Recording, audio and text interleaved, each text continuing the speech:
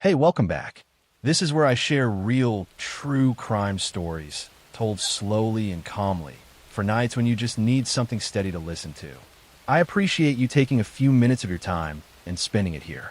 If you'd like, let me know where you're listening from. It's always good seeing this quiet community grow.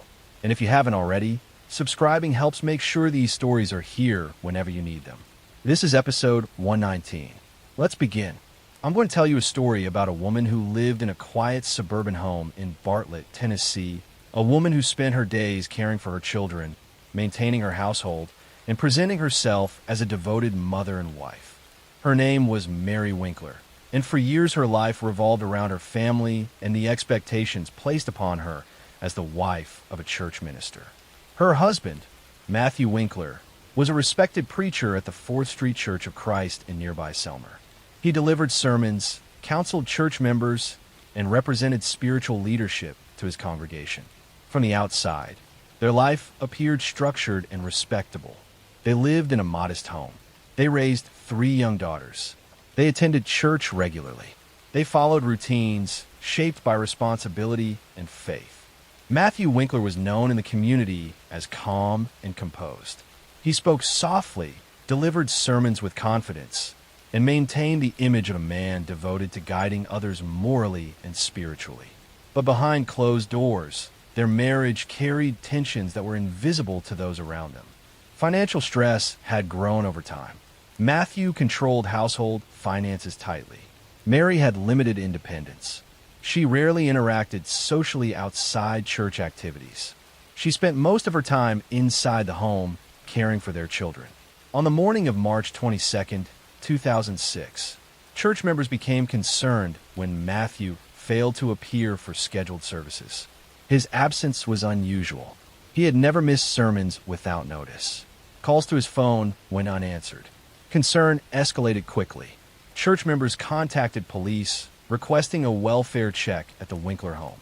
When officers arrived, they entered the house cautiously. Inside, they discovered Matthew Winkler lying in bed, deceased from a gunshot wound to the back. There were no signs of forced entry. There was no evidence of struggle visible in the home. The environment appeared calm and undisturbed. But Mary Winkler and the 3 children were gone. Immediately, investigators shifted focus toward locating Mary and ensuring the safety of the children. Missing persons alerts were issued across multiple states. Within days, Mary was located in Orange Beach, Alabama, approximately 400 miles away. She was staying in a condominium with her daughters. The children were unharmed. Mary was taken into custody. During initial questioning, she appeared emotionally detached and soft-spoken. She did not immediately provide a detailed explanation. Investigators reconstructed the timeline carefully. They examined financial records, travel routes, and physical evidence from the home. The firearm used in the shooting was recovered. Forensic analysis confirmed that Matthew had been shot while lying in bed. As questioning continued, Mary eventually confessed to shooting her husband. But the explanation she provided introduced details no one outside the home had known. She described years of emotional control and psychological pressure. She described financial secrecy, humiliation, and isolation. She described living in constant fear of her husband's reactions. According to her statements, the shooting occurred after an argument escalated. She claimed she did not initially intend to kill him, but the act itself was deliberate. The case moved toward trial in 2007. Prosecutors presented the physical evidence clearly. Matthew Winkler had been shot in bed. Mary had left the state immediately afterward. She had not contacted authorities. These facts established deliberate action and flight. The prosecution argued that her behavior demonstrated intent and awareness. The defense presented a different narrative. They introduced testimony describing Matthew's controlling behavior. They presented evidence suggesting financial misconduct by Matthew, including improper use of church funds. They argued that Mary had lived under prolonged psychological pressure that affected her mental state. They described her as someone who had reached a breaking point after years of emotional strain. The courtroom became a place where 2 very different versions of the same household were presented. One version reflected a respected minister and family man. The other described a private environment shaped by control and fear. The jury listened carefully to both sides.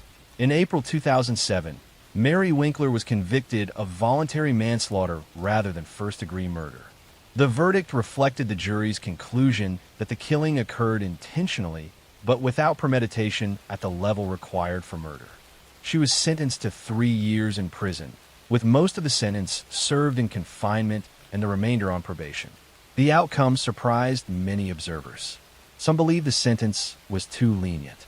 Others believed the circumstances justified the lesser conviction. The case sparked national debate about domestic relationships, psychological abuse, and the complexity of violence within families. Today, Mary Winkler lives outside public attention. Her daughters grew up away from media focus. The house in Bartlett eventually returned to ordinary residential life. But the case remains a reminder that violence does not always emerge from visible conflict. Sometimes it develops quietly within private spaces, hidden behind routines, expectations, and appearances that give no outward indication of the reality inside. Investigators, jurors, and community members were left to reconcile two realities: the public image of a stable family and the private breakdown that ended in irreversible violence. Next story. I'm going to tell you a story about a man who worked in hospitals, who wore scrubs, who moved quietly through intensive care units during the night shift. He adjusted 4 lines, checked monitors, spoke softly to patients, and blended into the rhythm of medical routine. His name was Charles Cullen, and for 16 years he moved between hospitals in New Jersey and Pennsylvania, trusted as a nurse in some of the most vulnerable spaces in modern life. Charles Cullen was born in 1960 in West Orange, New Jersey. His childhood was marked by instability and loss. His father died when he was young, and family members later described him as withdrawn and troubled.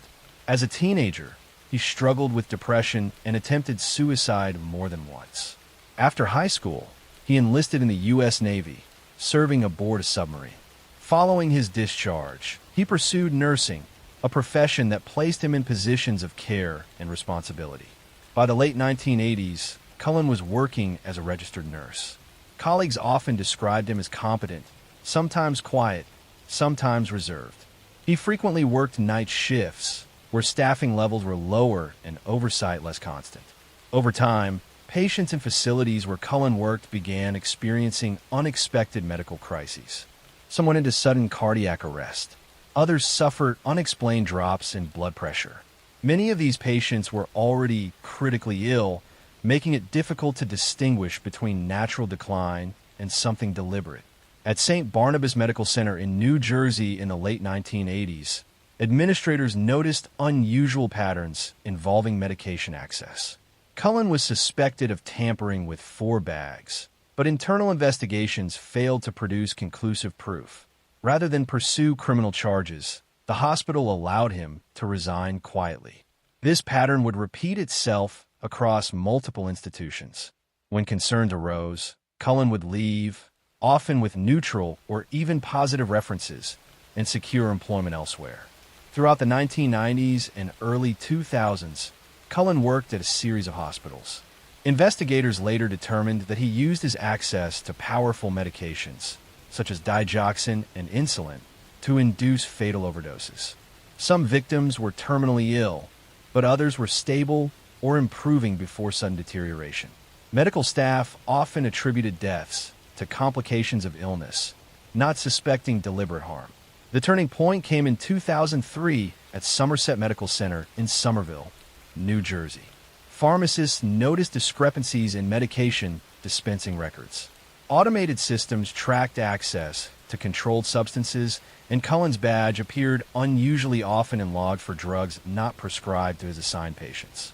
When hospital administrators examined patient outcomes more closely, they identified cases of unexplained cardiac events following medication administration. Rather than dismissing concerns internally, Somerset Medical Center contacted law enforcement. Detectives began building a case carefully. They reviewed pharmacy records, cross-referenced patient charts, and consulted medical experts. Patterns emerged linking Cullen's access to specific medications with patient deaths or medical emergencies. In December 2003, Charles Cullen was arrested.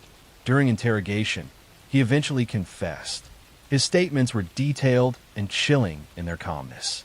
He admitted to administering lethal doses of medication to numerous patients over a span of 16 years. When asked why, he described a belief that he was ending suffering. However, investigators found no consistent evidence that all victims were terminal or requesting relief. Some were expected to recover. Some families were preparing for discharge when their loved ones suddenly died. The exact number of victims remains uncertain. Cullen confessed to killing at least 40 patients, but investigators believe the true number could be significantly higher, possibly in the hundreds, given the length of his career and the number of suspicious cases across multiple hospitals. In 2006, Charles Cullen pleaded guilty to multiple counts of murder and attempted murder in both New Jersey and Pennsylvania. He was sentenced to multiple life terms in prison without the possibility of parole. The case exposed systemic failures within hospital administration. Facilities that suspected misconduct often prioritized avoiding public scandal over initiating criminal investigation. By allowing Cullen to resign quietly rather than reporting concerns, institutions unintentionally enabled him to continue working elsewhere. Following the case, many states strengthened reporting requirements for healthcare professionals and improved monitoring of medication access systems. Today, Charles Cullen remains incarcerated. His case stands as one of the most significant examples of medical serial homicide in American history. It revealed how trust within healthcare settings can be exploited, how institutional hesitation can compound harm, and how patterns can remain hidden when each event is viewed in isolation rather than as part of a larger trajectory. For years, families believed their loved ones had simply succumbed to illness. It was only after careful forensic review and data analysis that a different explanation emerged, one built not on sudden tragedy, but on repeated, deliberate acts carried out under fluorescent hospital lights during quiet overnight hours. Next story.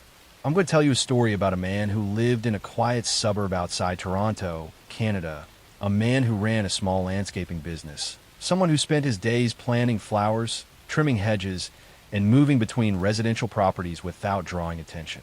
His name was Bruce MacArthur, and for decades he worked in neighborhoods filled with families, retirees, and professionals who trusted him to care for their gardens. He was known as friendly, talkative, someone who could hold long conversations while working. He had once been married and had children. He attended community events. Nothing about his appearance or daily routine suggested that he would become the focus of one of the largest homicide investigations in Toronto's history. Beginning around 2010, men began disappearing from Toronto's Gay Village, a neighborhood known for its nightlife, restaurants, and close-knit LGBTQ community. At first, each disappearance appeared isolated. Adults sometimes leave voluntarily. Some relocate without informing others. But as years passed, the pattern became more difficult to ignore. Families reported loved ones missing who had maintained regular contact before vanishing. Friends described sudden silence that did not match normal behavior. Police opened missing persons investigations, but without physical evidence, progress was slow. Bruce MacArthur lived near this community. He was familiar with the area and the people in it. He used dating websites and apps to meet men. These platforms allowed strangers to connect privately, often without creating permanent public records. Meetings could occur without witnesses. Conversations could disappear as quickly as they began. In 2017, investigators reopened several cold missing persons cases, recognizing similarities that suggested a possible connection. They formed a specialized task force to examine digital evidence, communication records, and timelines. One of the missing men, Andrew Kinsman, had disappeared in June 2017. Unlike earlier cases, investigators had more recent digital data to analyze. They reviewed surveillance footage, phone activity, and internet usage. Evidence showed that Kinsman had met with Bruce MacArthur shortly before disappearing. Police began surveillance on MacArthur. They watched his movements. They tracked his work schedule. They observed him visiting residential properties where he performed landscaping work. One property in particular drew attention. It belonged to an elderly man who had hired MacArthur regularly. MacArthur had access to the backyard without restriction. In January 2018, investigators arrested Bruce MacArthur. Search warrants were executed on multiple properties connected to his work. At the residence where he performed landscaping, investigators made a discovery that confirmed their worst suspicions. Buried inside large planters in the backyard, they found human remains.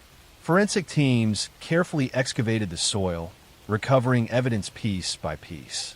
The remains belonged to multiple individuals. The investigation expanded rapidly. Forensic analysis, including DNA testing, identified victims who had been missing for years.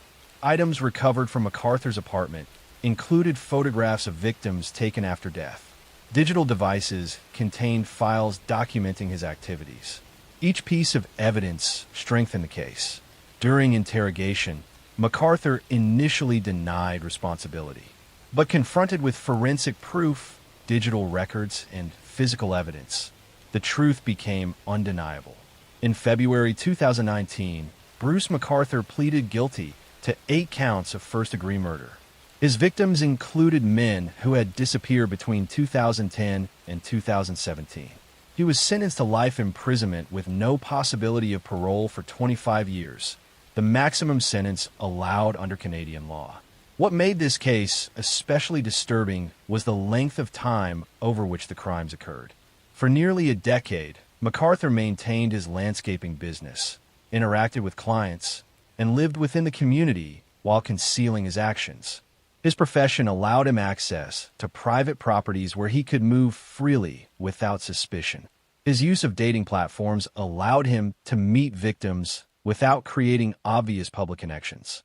The investigation relied heavily on modern forensic science and digital analysis. DNA evidence identified victims even years after disappearance.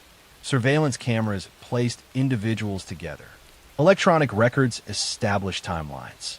Without these tools, the full scope of his actions might never have been uncovered.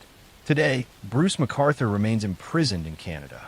His case led to major reforms in how Toronto police handle missing persons investigations, particularly involving marginalized communities. It exposed how patterns can remain hidden when cases are viewed individually rather than collectively. For years, he moved quietly through ordinary neighborhoods, tending gardens and speaking casually with clients. Beneath that routine was a hidden reality that remained invisible until forensic evidence, patient investigation, and persistent questioning uncovered the truth buried beneath the soil he worked with every day. Next story. I'm going to tell you about a man who wore a police uniform, who carried a badge issued by one of the most recognized law enforcement agencies in the world, and who used that badge not only as identification, but as a shield. His name was Wayne Couzens, and for years he worked as a serving officer within London's Metropolitan Police Service, assigned at one point to a unit responsible for diplomatic protection. On the surface, he was another uniformed presence on the streets of the United Kingdom, a man entrusted with authority, trained in procedure, and empowered to detain citizens when necessary. Beneath that authority, however, was a pattern of behavior that would ultimately lead to one of the most widely discussed criminal cases in modern British history. Wayne Couzens was born in 1972 in Kent, England. Before joining the Metropolitan Police, he worked in various security-related roles, including positions within other police forces. By 2018, he had become a firearms officer within the Parliamentary and Diplomatic Protection Command. This role involved guarding embassies and government buildings, and it carried both status and responsibility. Colleagues described him as quiet and unremarkable, someone who blended into the background rather than stood out. There were no public indications that he would become the subject of national outrage. On the evening of March 3, 2021, Sarah Everard, a 33-year-old marketing executive, left a friend's house in Clapham, South London, and began walking home. It was a familiar route along well-lit main roads. Surveillance cameras later captured her moving calmly along the pavement. At approximately 9:30 p.m., she encountered Wayne Couzens. He was off duty but carrying his police warrant card. Using the authority of his position, he falsely arrested her under the pretense of enforcing COVID-19 lockdown regulations, which were in place at the time. Witnesses later reported seeing a woman standing beside a car with hazard lights flashing, speaking to a man who appeared to be conducting an arrest. Because he presented himself as a police officer, the situation did not immediately raise alarm. Sarah Everard was placed into Couzens' vehicle. In the days that followed, her disappearance triggered a large-scale missing persons investigation. The Metropolitan Police reviewed CCTV footage across South London, tracing her last known movements. Video evidence eventually showed Couzens' rented car traveling from London toward Kent. Automatic number plate recognition systems identified the vehicle's route. Detectives began focusing on the registered driver. On March 9, 2021, Wayne Couzens was arrested at his home in Kent. Search teams later discovered Sarah Everard's remains in woodland near Ashford, Kent.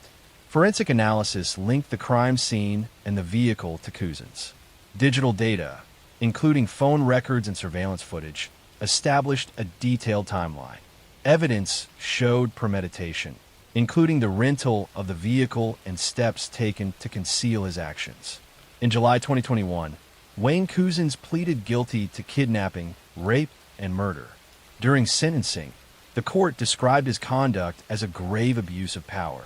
He was given a whole life order, meaning he will spend the rest of his life in prison without the possibility of parole, one of the most severe penalties available under UK law. The case had national consequences beyond the courtroom. Public trust in policing was shaken, particularly among women who expressed fear about personal safety and concerns about misuse of authority. Vigils held in Sarah Everard's memory drew thousands. Independent reviews were launched into police vetting procedures, internal misconduct reporting, and institutional culture. Questions emerged regarding earlier allegations of inappropriate behavior that had not resulted in decisive action. Investigations revealed that Couzens had previously been accused of indecent exposure, though those incidents had not prevented his continued service. The case prompted renewed examination of how complaints against officers are handled and how warning signs are assessed within law enforcement institutions. Today, Wayne Couzens remains incarcerated under a whole life sentence. His case stands as a documented example of how authority can be weaponized when oversight fails and warning signs are not fully addressed. It demonstrated how technology, such as CCTV networks, vehicle tracking systems, and digital forensics can reconstruct movements with precision, and it led to structural reviews within British policing. Sarah Everard's death became more than a single criminal case. It became a catalyst for national discussion about safety, accountability, and institutional responsibility. The events of that evening in March 2021 unfolded on ordinary streets under streetlights and traffic cameras, in a setting that appeared routine. The crime was not hidden in isolation, but occurred within plain sight, shielded by the appearance of lawful authority until careful investigation exposed what had truly happened. Next story, I'm going to tell you a story about faith, power, and silence. About how an institution trusted by millions became the shelter for predators who used the language of God to destroy lives. This is the story of how the Catholic Church's greatest sin was not just what was done, but what it allowed to continue. For centuries, the Catholic Church stood as one of the most powerful institutions on earth. It preached compassion, morality, and the protection of the innocent. Priests were seen as moral guides, spiritual fathers who comforted families, baptized children, and buried the dead. In many small towns, a priest's word carried more weight than any law or government. People believed they represented holiness itself. But beneath that image, hidden for decades, an epidemic of abuse was spreading across parishes, schools, and orphanages. It was not the story of one man or one place. It was a pattern repeated around the world. In the United States, Ireland, Australia, Latin America, and Europe, a pattern of priests abusing children and a church hierarchy protecting them. The earliest public cases appeared in the 1980s, but the roots went back much further. Survivors later revealed that the abuse had been happening for generations, buried behind closed doors and sealed files.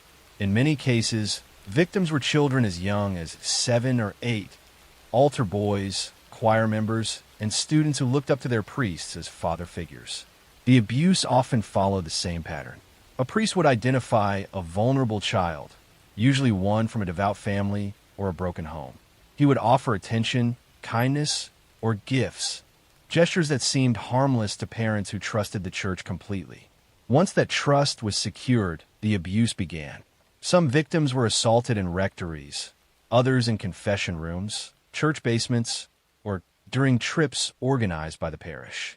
For decades, when parents or victims tried to report what happened, their complaints were quietly dismissed. Church officials moved accused priests from one parish to another instead of calling the police. Each transfer gave predators a new set of victims. The church claimed these were isolated incidents or misunderstandings. In truth, it was a system designed to protect itself from scandal. In 1985, a young Louisiana priest named Gilbert Goth became one of the first publicly exposed abusers. His case revealed that church leaders had known about his behavior for years but kept it secret. Dozens of children had been assaulted. The revelation shattered the illusion of moral perfection that surrounded the clergy. But even then, the full scope of the problem was not yet understood. By the early 2000s, everything changed. The Boston Globe newspaper launched an investigation after receiving sealed court documents showing that church officials had covered up decades of abuse. The Globe's reporters uncovered a network of secrecy that reached from local parishes all the way to the Vatican. Their 2002 expose revealed that more than 70 priests in the Boston area alone had been accused of abusing minors, and that church leaders had reassigned them again and again despite repeated warnings. The impact was explosive. The stories poured in from across the United States. Thousands of survivors describing nearly identical experiences of manipulation, guilt, and silence. Investigations spread to other countries, uncovering systemic abuse in Ireland, Germany, Chile, and Australia. In Ireland, government inquiries later revealed abuse in Catholic-run orphanages and industrial schools dating back to the 1940s. Some survivors described physical and sexual assaults so severe they left lifelong trauma. The church responded by expressing sorrow, but often avoided responsibility. High-ranking bishops claimed they had trusted their priests or misunderstood the seriousness of the allegations. Yet internal documents showed otherwise. Memos, letters, and reports revealed that church leaders had known for decades about abusers and had deliberately chosen to conceal their crimes. In 2018, a grand jury investigation in Pennsylvania released a report that changed everything. The report named over 300 priests who had abused more than 1,000 children over 70 years. The evidence included internal church archives that described abuse in horrifying detail. Some files showed that church officials had recorded the crimes but never alerted law enforcement. Instead, they offered counseling to the priests, sent them on retreats, and quietly reassigned them to new parishes. The survivors' testimonies were heartbreaking. Many described how the abuse had shattered their faith, leaving them unable to enter a church again. Others spoke of lives consumed by depression, addiction, or guilt, feelings rooted in the manipulation that made them believe the abuse was their fault. For decades, many have been too ashamed to tell anyone. It was only when others spoke out publicly that they found the strength to come forward. Financially, the church faced massive consequences. By the 2020s, Catholic dioceses across the United States had paid more than $4 billion in settlements to victims. Some dioceses declared bankruptcy to avoid further lawsuits. But no amount of money could heal the damage done to the people who had once believed the church represented safety and purity. In Ireland, entire generations grew up under the shadow of what was later called the Magdalene Laundries, institutions where girls and women, often victims of abuse, were confined, exploited, and silenced by nuns. In Australia, A royal commission found that 7% of priests had been accused of sexual abuse between 1950 and 2010. The numbers revealed that this was not a few isolated bad actors. It was a structural failure stretching across continents. The Vatican itself was forced to confront the crisis publicly. In recent years, Popes Benedict and Francis both acknowledged the scale of the wrongdoing. Francis met with survivors, promising reform and accountability. But critics argued that the Church's response remained too slow and too focused on damage control rather than justice. The deeper tragedy lies in the betrayal of faith. For victims, their abusers were not strangers. They were men who baptized them, heard their confessions, and preached about sin and forgiveness. The manipulation went beyond physical harm.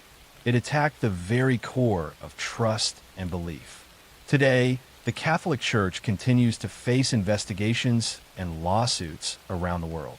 Many countries have established new laws requiring the immediate reporting of abuse, regardless of religious confidentiality. Some dioceses have implemented background checks and training programs.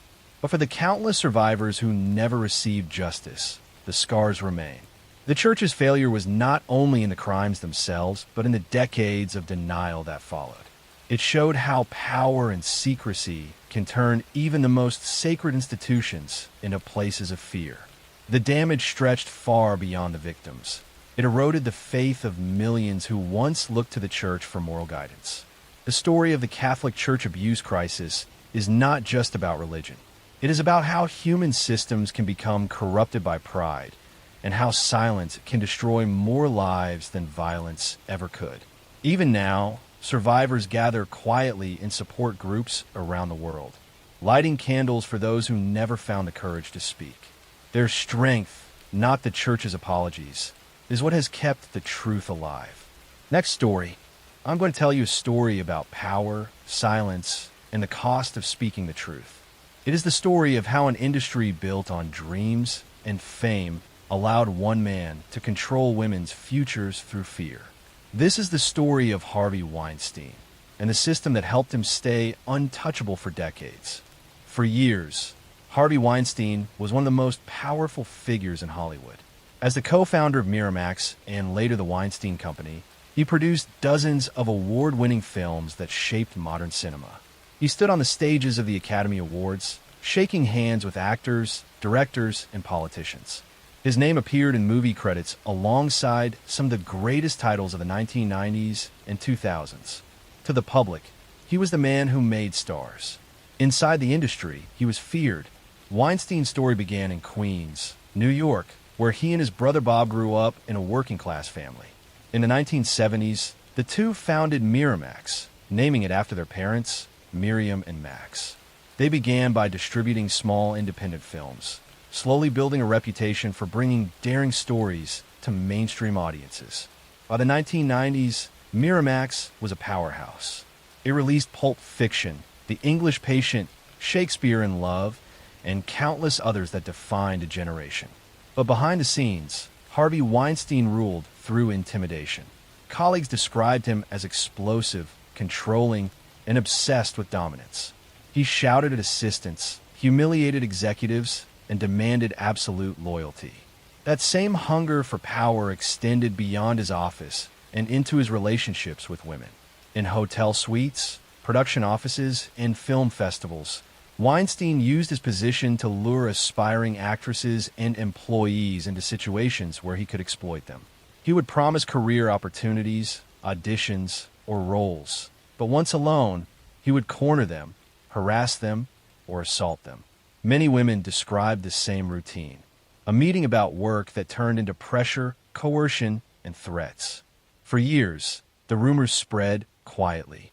Agents warned their clients to be careful.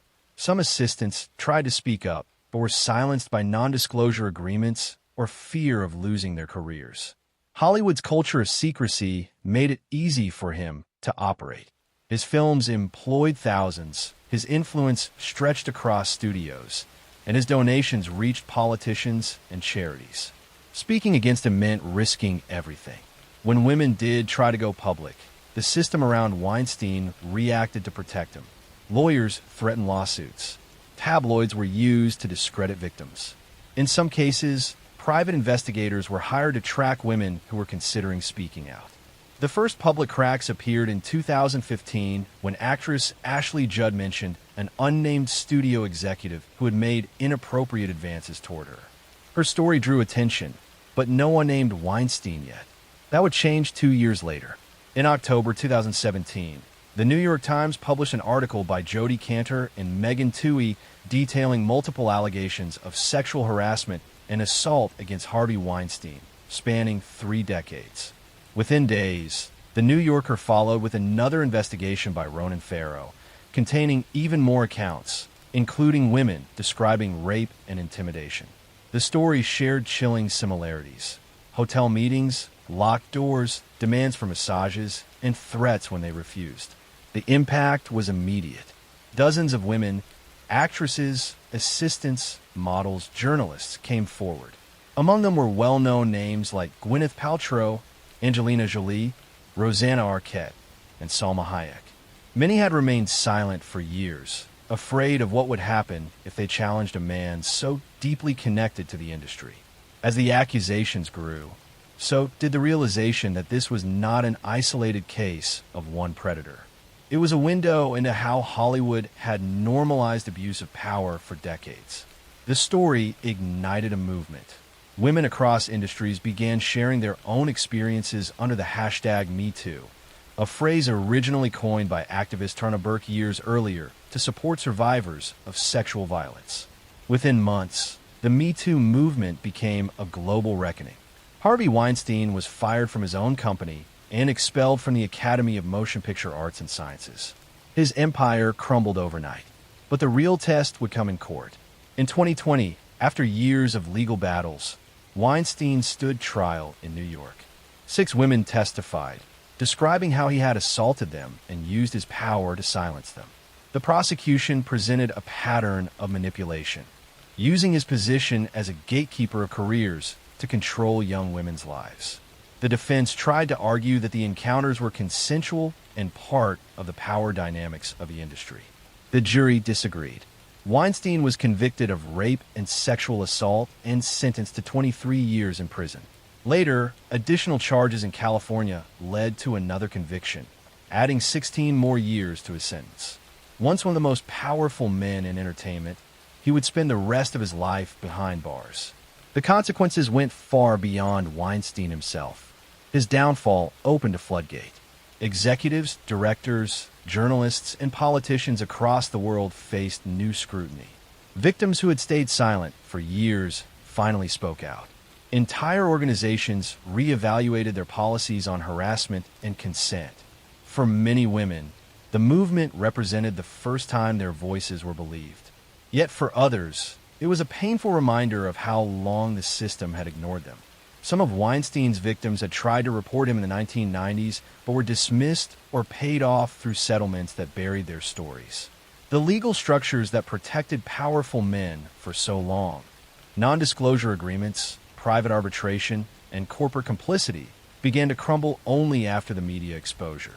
The film industry has tried to move forward, but the scars remain. Many survivors of Weinstein's abuse continue to deal with trauma, therapy, and careers that never recovered.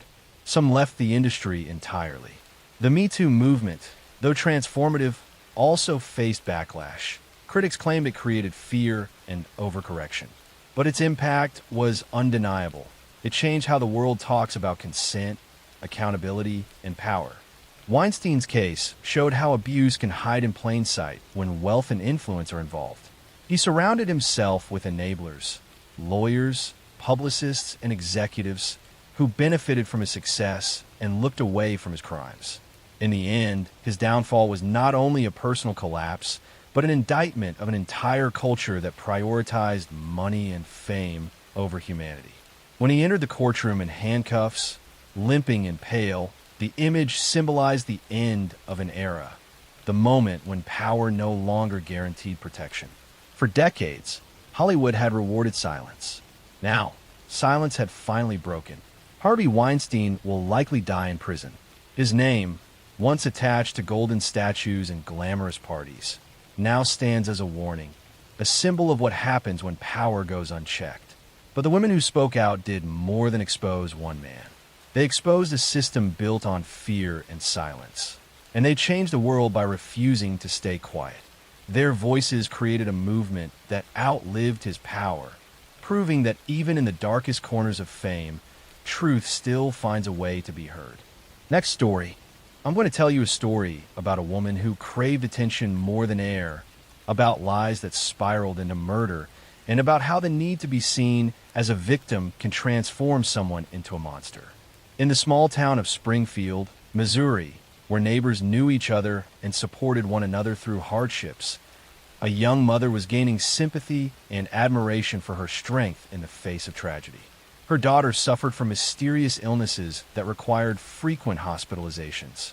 Friends rallied around her, impressed by her devotion and resilience. But the illnesses were not mysterious at all. They were being caused by the mother herself. This is the story of Dee Dee Blanchard and the murder that exposed years of abuse. For over a decade, Dee Dee convinced the world that her daughter Gypsy Rose was severely ill, confined to a wheelchair, mentally disabled, and suffering from leukemia, muscular dystrophy, and numerous other conditions. She shaved Gypsy's head, forced her to use a wheelchair, and underwent unnecessary surgeries and treatments. In reality, Gypsy was healthy. Dee Dee had Munchausen syndrome by proxy, a disorder where caregivers fabricate or induce illness in those they care for to gain attention and sympathy. On June 14, 2015, Gypsy and her secret boyfriend, Nicholas Gojon, murdered Dee Dee, stabbing her to death in her sleep. The murder exposed decades of abuse and raised difficult questions about victim and perpetrator. Claudine Petra, who later called herself Dee Dee Blanchard, was born on May 3, 1967, in Chack Bay, Louisiana. She grew up in a troubled family where manipulation and dysfunction were normal. From a young age, Dee Dee showed patterns of lying and stealing. Family members described her as someone who constantly sought attention and would fabricate stories to make herself the center of drama. Dee Dee became pregnant as a teenager and gave birth to Gypsy Rose in 1991. The father, Rod Blanchard, was young and unprepared for parenthood. He and Dee Dee separated shortly after Gypsy's birth, though Rod remained involved and paid child support. This gave Dee Dee the perfect situation, a child she could control completely without interference from a partner. When Gypsy was a baby, Dee Dee began claiming the child had sleep apnea and other health problems. As Gypsy grew, the list of supposed illnesses expanded dramatically. Dee Dee claimed Gypsy had muscular dystrophy, leukemia, epilepsy, asthma, and the mental capacity of a 7-year-old due to brain damage from premature birth. None of this was true. Gypsy had been born full-term and healthy. Dee Dee forced Gypsy to use a wheelchair even though she could walk. She shaved Gypsy's head to mimic hair loss from chemotherapy that Gypsy never actually needed. She had feeding tubes inserted even though Gypsy could eat normally. She subjected her daughter to unnecessary surgeries, medications, and treatments, all to maintain the illusion of severe illness. The deception worked spectacularly. Doctors were fooled by Dee Dee's detailed medical histories and her ability to describe symptoms convincingly. When doctors expressed doubt, Dee Dee would simply find new doctors and claim previous records had been lost. After Hurricane Katrina in 2005, Dee Dee used the disaster as an excuse for why medical records were unavailable, making it nearly impossible for doctors to verify her claims. Dee Dee and Gypsy became local celebrities. They received a house from Habitat for Humanity, trips to Disney World from Make-A-Wish Foundation, and constant attention from charities and well-wishers. Dee Dee basked in the sympathy and admiration, presenting herself as a saintly mother caring for a desperately ill child. But Gypsy was becoming aware that something was wrong. As she entered her teens, she realized she was not actually sick. She could walk when her mother was not watching. She was not mentally disabled. She began to understand that her mother was lying and that she was trapped in a prison of fabricated illness. Gypsy began secretly using the internet, creating online profiles where she pretended to be a healthy young woman. In 2012, She met Nicholas Gojon through a Christian dating site. Nicholas had his own psychological problems, including autism and a disturbed sexual fixation on violence, but he believed Gypsy's claims that she was being held prisoner by her abusive mother. Over 3 years, Gypsy and Nicholas developed a relationship conducted entirely online and during brief secret meetings. Gypsy became convinced that murder was her only escape from DD's control. She manipulated Nicholas, playing on his devotion and his violent fantasies, convincing him that killing DD was the only way they could be together. On June 14, 2015, Nicholas traveled to Springfield and entered the home DD and Gypsy shared. While DD slept, Nicholas stabbed her 17 times, killing her. Gypsy waited in another room, listening to her mother die. Afterward, they took money and fled to Wisconsin, where Nicholas lived. Before leaving, Gypsy posted messages on Facebook from DD's account saying cryptic things that alarmed friends. When concerned neighbors found DD's body days later, police initially feared Gypsy had been kidnapped by whoever killed her mother. But investigation quickly revealed the truth. Police tracked Gypsy and Nicholas to Wisconsin through online records and arrested them. During interrogation, the full scope of DD's deception emerged. Medical experts examined Gypsy and confirmed she had no significant health problems. The wheelchair, the medications, the surgeries had all been unnecessary. Years of medical abuse inflicted by a mother whose need for attention had destroyed her daughter's childhood. The legal and moral questions were complex. Gypsy had participated in murdering her mother, but she had also been a victim of horrific abuse for her entire life. Nicholas had committed the actual killing, but had been manipulated by Gypsy. In 2016, Gypsy pleaded guilty to second-degree murder and was sentenced to 10 years in prison. Nicholas was convicted of first-degree murder and sentenced to life without parole. Gypsy Rose was released from prison in December 2023 after serving 8 years. She has spoken publicly about the abuse she suffered and her regret over the murder. She acknowledges she should have sought help through legal means, but felt she had no other escape from her mother's control. The case revealed the horrors of Munchausen syndrome by proxy and how medical systems can fail to protect victims when caregivers are skilled manipulators. It raised difficult questions about culpability when victims of long-term abuse commit violence against their abusers. And it demonstrated that sometimes the people who seem most devoted and caring are actually the most dangerous, using love and concern as masks for cruelty and control. Next story, I'm going to tell you a story about obsession, betrayal, and the dark side of ambition. The kind of story that begins in ordinary suburban streets, but ends with a shocking crime that shakes an entire community to its core. It's about a man who appeared normal, even charming, but whose need for control and power would ultimately lead him to murder. This is the story of Robert Durst, the real-life billionaire whose life of wealth, privilege, and privilege-fueled secrecy became a decades-long tale of suspicion, disappearance, and murder. Robert Allen Durst was born on April 12, 1943, into one of New York's wealthiest families. His father, Seymour Durst, was a prominent real estate mogul who built a fortune in Manhattan, and his mother, Bernice, ran a tightly controlled household. From an early age, Robert was aware of the immense expectations placed on him. His father often expressed disappointment in Robert, criticizing him for laziness, irresponsibility, and a perceived lack of business acumen. Robert's older brother, Douglas, was the family golden boy, successful, disciplined, and favored in every way. Durst attended prestigious schools, including Lehigh University and the University of California, Los Angeles, where he studied economics. He was tall, handsome, and charming, the type who could attract friends and lovers easily. But beneath the surface lay a growing sense of resentment and isolation. Friends and classmates later described him as erratic, manipulative, and often detached, someone who would go to great lengths to avoid accountability or criticism. In 1971, Durst married Kathleen McCormick, a nurse from Pennsylvania. Friends described her as intelligent, warm, and the only person capable of taming Robert's volatile personality. But within a year, tensions had escalated. Kathleen had become increasingly unhappy in the marriage, frustrated by Robert's secrecy, erratic behavior, and controlling tendencies. On January 31st, 1982, Kathleen disappeared. She was last seen leaving their home in Westchester County, New York, and was never seen again. For decades, her disappearance remained a mystery. Authorities initially suspected foul play, but Durst was never formally charged. Friends and family claimed he was cooperative, though his alibis were often contradictory.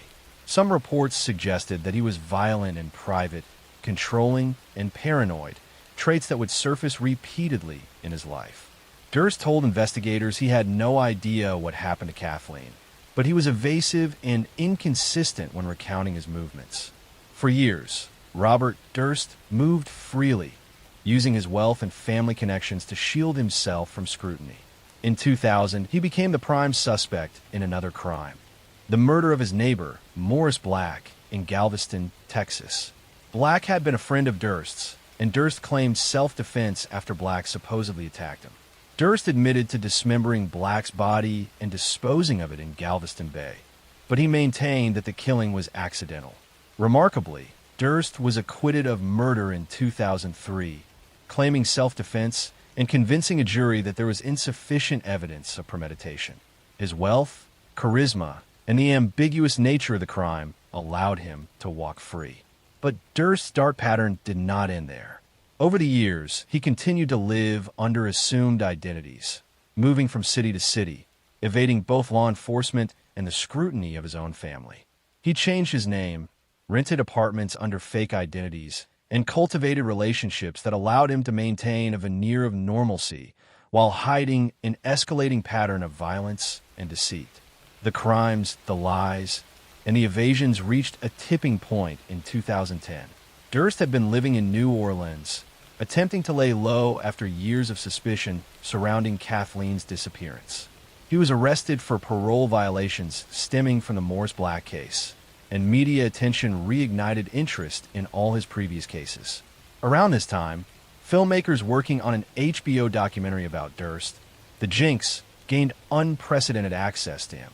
Through interviews, archival footage, and Durst's own admissions, the public finally began to understand the full scope of his life of crime. In a shocking twist during the documentary's production, Durst was recorded seemingly confessing to multiple murders, including that of his wife Kathleen, while apparently unaware that his microphone was still live.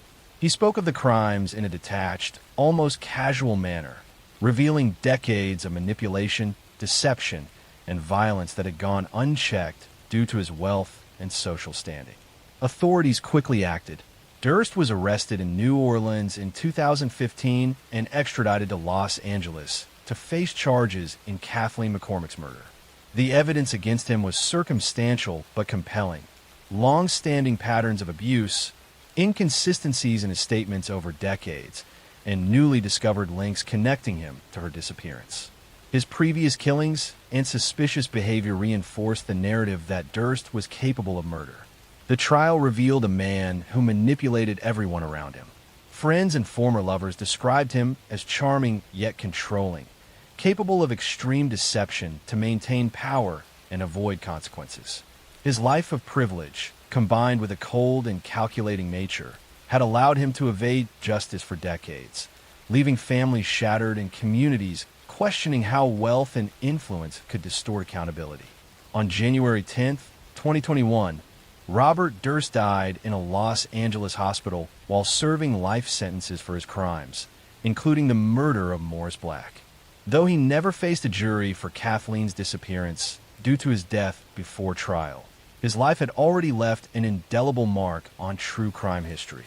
The Durst saga exposed the terrifying ways in which charm, wealth, and manipulation can mask unimaginable violence, and it forced society to confront the uncomfortable truth that sometimes monsters were the faces of the people we trust most. The story of Robert Durst is not just about murder. It's about deception, privilege, and the lengths a person will go to protect themselves from accountability. It is about how obsession, entitlement, and a desire for control can turn someone into a lifelong threat. capable of destroying lives while hiding in plain sight. And it is a cautionary tale that reminds us the most dangerous people are often those who seem, at first, to have it all. Next story. I'm going to tell you a story about betrayal in the most intimate form, about a man who used charm as a weapon, and about how trust can become the deadliest vulnerability of all.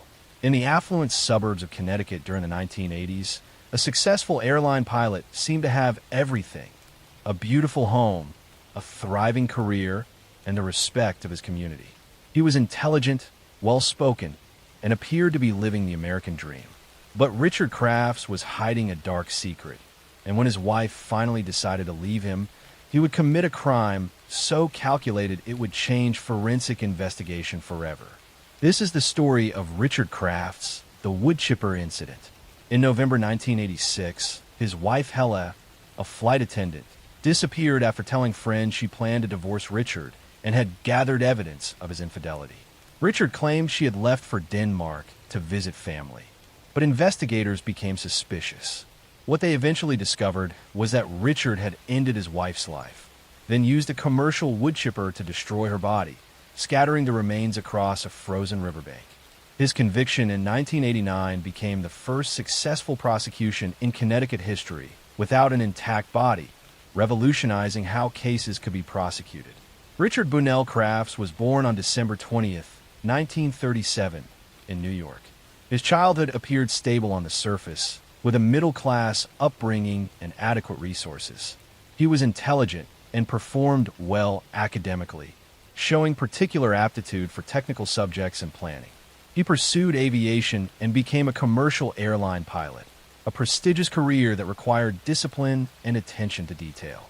Richard married Helen Nielsen in 1969. Hella was a beautiful Danish woman who worked as a flight attendant for Pan Am. They had 3 children and lived in a comfortable home in Newtown, Connecticut. To outsiders, they seemed like a successful couple living a comfortable suburban life. Richard was respected in his profession and appeared to be a devoted family man. But the marriage was troubled beneath the surface. Richard was controlling and emotionally distant. He monitored Hella's activities and became angry when she showed independence. He had affairs, but became enraged when he suspected Hella of any disloyalty. The relationship was marked by his need for absolute control over every aspect of their lives. By 1986, Hella had had enough. She consulted a divorce attorney and began gathering evidence of Richard's infidelity, including receipts and documentation that would support her case. She told friends and family that she was leaving Richard and feared how he might react. She made it clear that if anything happened to her, Richard should be the primary suspect. These statements would later prove crucial to the investigation. On November 18, 1986, during a snowstorm, Hella disappeared. Richard told people she had gone to Denmark to visit her sick mother. He produced what appeared to be letters and communications from Hella explaining her absence. But Hella's friends and family did not believe these explanations. Hella would never abandon her children. They insisted, and the communications did not sound like her. Police began investigating, and suspicions centered on Richard from the beginning. His story had inconsistencies, and his behavior seemed wrong for someone whose wife had suddenly left. He showed little emotion or concern about Hella's absence. He was making plans to sell their house and reorganize his life unusually quickly for someone expecting his wife to return. Investigators discovered that Richard had rented a large commercial wood chipper in the days following Hella's disappearance. Witnesses reported seeing him operating the machine near the Housatonic River during the snowstorm, unusual activity for that time and weather. He had also purchased new bedding and had cleaned the house extensively. Police obtained a warrant to search the property and began painstaking forensic work. They examined the wood chipper Richard had rented and found tiny fragments of human tissue, bone, and hair inside. They searched the riverbank where witnesses had seen him operating the machine and found minute pieces of human remains, teeth, bone fragments, and other evidence scattered across a wide area. The forensic investigation was groundbreaking. Scientists examined hundreds of tiny fragments, piecing together evidence that would prove what had happened to Hella. They found a tooth cap that Hella's dentist identified as matching her dental work. They found fingernail fragments with polish matching the brand Hella used. They found bone pieces that, when analyzed, were consistent with Hella's medical history, including old injuries. The case against Richard was built on these fragments and on the circumstantial evidence of his actions after Hella's disappearance. Prosecutors argued that Richard had ended Hella's life in their home, likely while she slept, then dismembered her body and used the wood chipper to destroy the remains, scattering them along the riverbank where they would be difficult to find and identify. Richard's first trial in 1988 ended in a hung jury. One juror could not accept that the tiny fragments constituted sufficient proof. But prosecutors tried him again, and in 1989, Richard Crafts was convicted. The jury accepted that the accumulation of forensic evidence, combined with Richard's suspicious behavior and the circumstances of Hella's disappearance, proved beyond reasonable doubt that he had ended his wife's life. He was sentenced to 50 years in prison. Throughout both trials, Richard showed little emotion and maintained that Hella had simply left and the evidence against him was coincidental or misinterpreted. He never confessed and never showed remorse for what had happened to the mother of his children. Richard Crafts was released from prison in 2020 after serving over 30 years. He was 82 years old when freed, an elderly man who had spent most of his adult life behind bars. His release sparked outrage from Hella's family and friends, who felt justice had not been fully served. The Crafts case became famous in forensic science and legal circles as a landmark prosecution. It demonstrated that cases could be successfully tried even without an intact body, as long as sufficient physical evidence could be gathered and presented.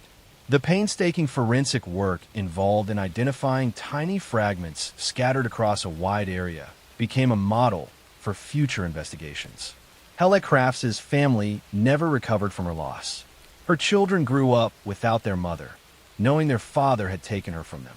They had to process not just the loss, but the horrific manner of it, knowing that Richard had tried to erase every trace of Hella's existence.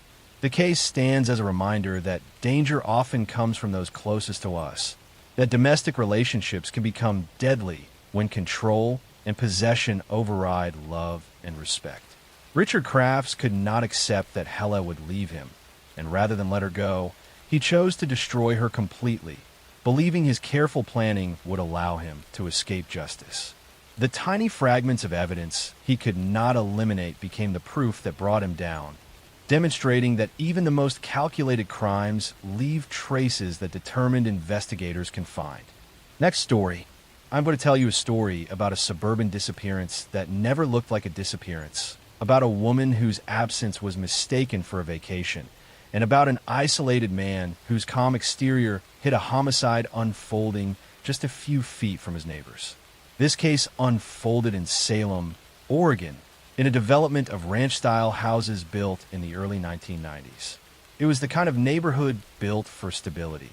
Driveways were wide, garages were clean, and every house had a nearly identical roofline. Residents liked the sameness. It made life predictable, and predictable felt safe. Among the residents was a man named Aaron Darby, 46 years old, an accountant who worked remotely for a Portland firm. His life had a mechanical rhythm. Every morning his curtains opened at the same moment, almost like clockwork.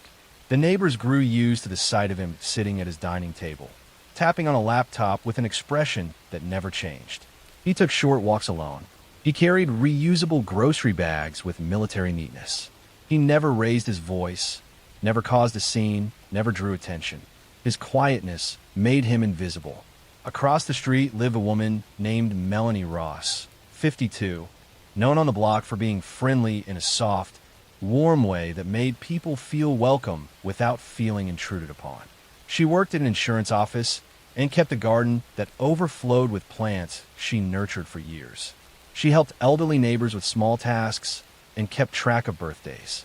She was the quiet center of the community, always calm, always steady.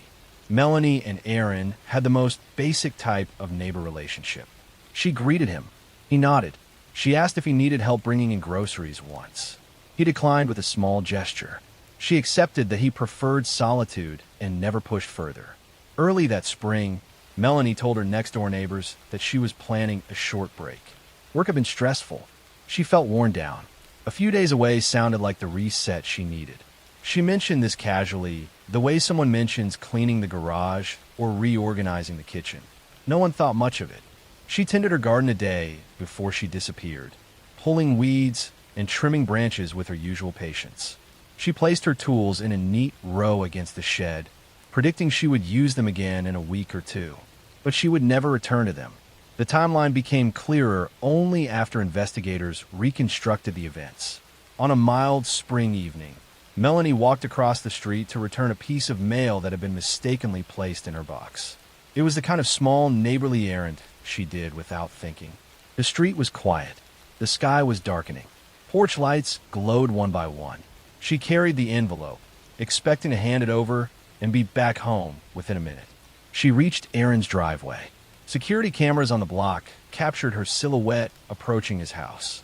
After that moment, she was never seen walking back. The next morning, her home looked untouched. Her car sat in the driveway. Curtains remained closed. Neighbors assumed she had left early for her trip. That assumption solidified into belief as the day passed. Months later, neighbors would replay those days in their minds, wondering how they missed what now seemed so obvious. In the first week after her disappearance, no one worried. She had mentioned travel.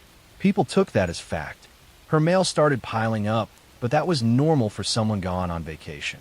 A delivery hung on the doorknob for several days, but neighbors avoided touching it, not wanting to intrude. Her garden began to look neglected, but people assumed she would be back to fix it. A coworker tried calling her once, then twice, then left messages about missing her at work. She never responded, but people at the office thought she may have simply extended her time away. Silence became explanation. Weeks passed, then months. Across the street, Aaron maintained his life with robotic consistency. He left his house at the same time every Tuesday to take out trash bins. He stacked recycling like an engineer. He worked quietly. He cooked alone. When neighbors saw him, he nodded once with that same blank expression. Nothing in his behavior suggested panic, fear, or even mild stress. He had removed all traces of what happened the night Melanie disappeared. The garage floor, where an abrupt and fatal confrontation had occurred, had been cleaned with a thoroughness that felt colder than the act itself. A portion of the floor had been replaced, not large enough to raise suspicion, but precise enough to eliminate evidence. He had placed Melanie's body in a large handmade wooden box, meticulously crafted, almost like a piece of furniture. The box was sealed, reinforced, and carried to an overgrown drainage area behind several houses during the early hours of the morning, when no one was awake. He set it down among shrubs and branches, blending it into the landscape. Then he went home and opened his curtains at 7:30, exactly on time. For the next 3 months, he lived normally. He ate the same meals. He walked the same routes. He watched neighbors speculate mildly about Melanie's extended break, but said nothing himself. No one wondered why he was so unconcerned. After all, he had never been someone who involved himself in community conversations. The discovery came by accident. A city worker was assigned to inspect the drainage issue after residents reported minor flooding during heavy rain. He walked along the overgrown path behind the houses and noticed a wooden structure partially buried under leaves. Thinking it was discarded household junk, he attempted to move it and realized it was heavier than expected. When he opened it, the truth emerged. Police traced the box to Aaron using purchase records, tool marks, and eventually a search of his garage that revealed remnants of the materials used to construct it. When detectives confronted him, his reaction was disturbingly calm. There was no denial, no emotional outburst, just a flat, almost detached acceptance. His explanation, given without quotes or dramatic details, was that the confrontation with Melanie had stemmed from a deep-rooted resentment he had never expressed. He had misinterpreted her friendliness as intrusion, then fixated on it until it consumed his thoughts. He waited for an opportunity. When she came to return the misdelivered mail, he acted. The decision was sudden, but the cover-up was slow, organized, and chilling in its method. He lived with it for 3 months, maintaining his routines, blending seamlessly into the quiet of the neighborhood. Aaron was eventually sentenced to life in prison. The courtroom described him as a man whose emotional detachment made the case more disturbing than its physical details. A homicide carried out without chaos, without visible anger, and without any sign to the outside world. Neighbors struggled to understand how something so horrific had occurred so close to their peaceful homes without anyone noticing a shift, a sound, or a sign. It became a case that haunted the area long after Aaron was removed from the neighborhood. A reminder that danger can hide not in violent outbursts or obvious hostility, but in silence, isolation, and the quiet interior lives of people no one really knows. Next story. I'm going to tell you a story about a hidden inheritance, about a community built on silence and tradition, and about a devastating snowstorm that finally cracked open a 30-year-old murder hidden beneath the frozen ground of the northernmost wilderness. The town of Black Frost Lake was not truly a town, but a collection of hardy families who had settled along the remote border between Montana and Canada in the 1960s, drawn by the promise of untapped mining potential. By the 1990s, the mines were long closed, and the community survived purely on tradition and intense self-reliance. This was a world of vast, white silence, where outsiders were rarely welcome and personal matters were never discussed beyond family walls. The central figures in this silence were the Eldridge family.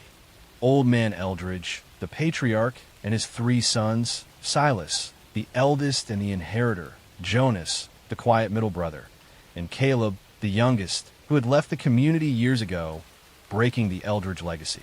The core of their wealth was the Eldridge homestead itself, a sprawling log structure on a valuable stretch of lakeside property, held together by a complex, rigid will written by the patriarch.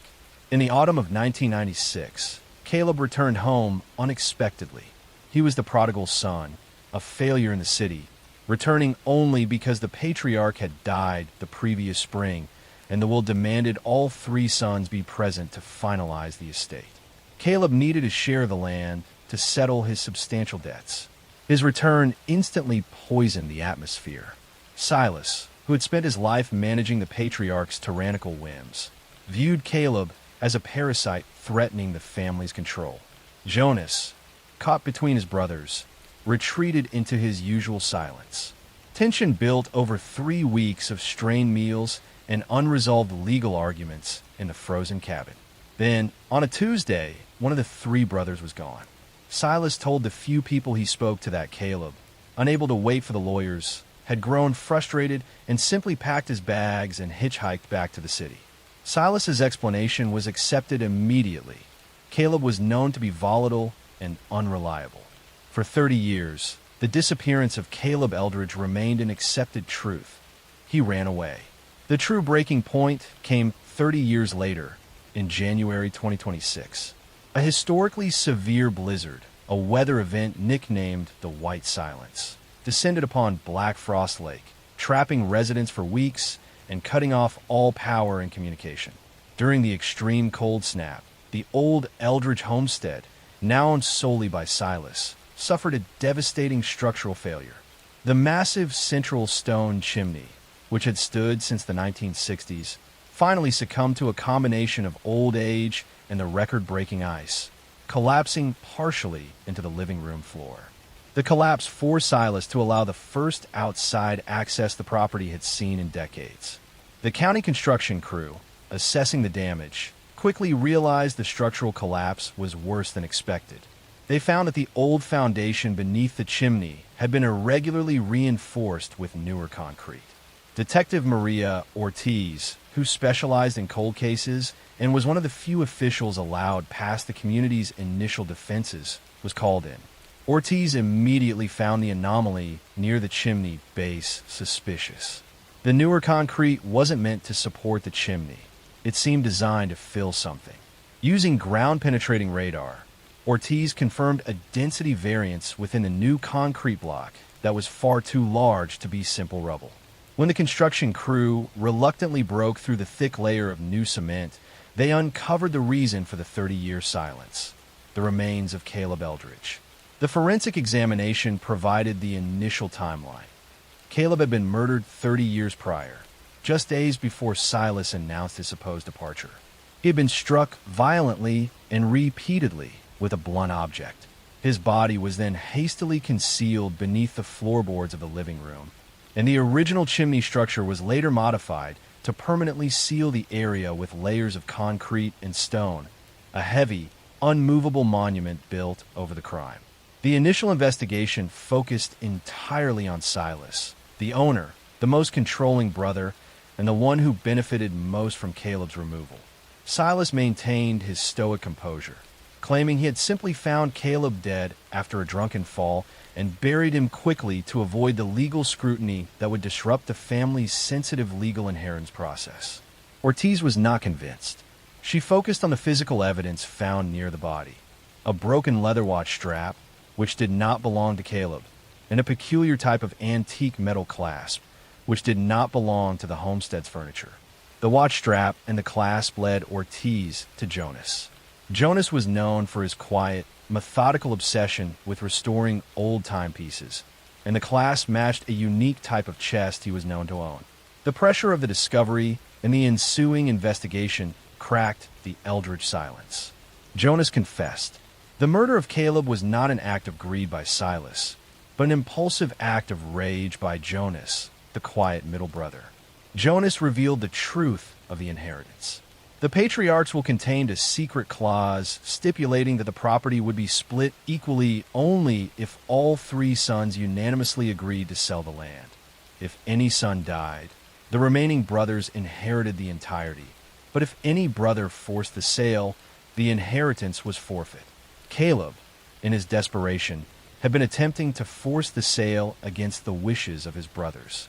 The final confrontation occurred not between Silas and Caleb, but between Jonas and Caleb late one night in the living room. Caleb had threatened to burn the homestead to force the property sale.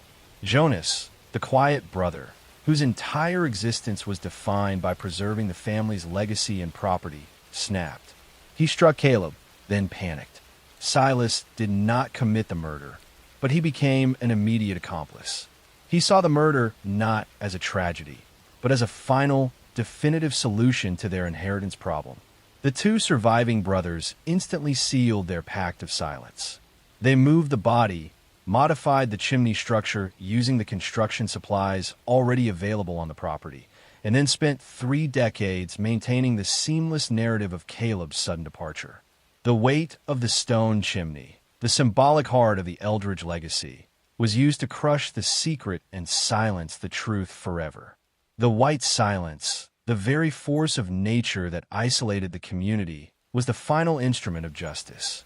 The collapse of the monument they built over their crime ultimately exposed it, proving that even the most enduring, frozen secrets cannot withstand the relentless passage of time and the forces of the natural world.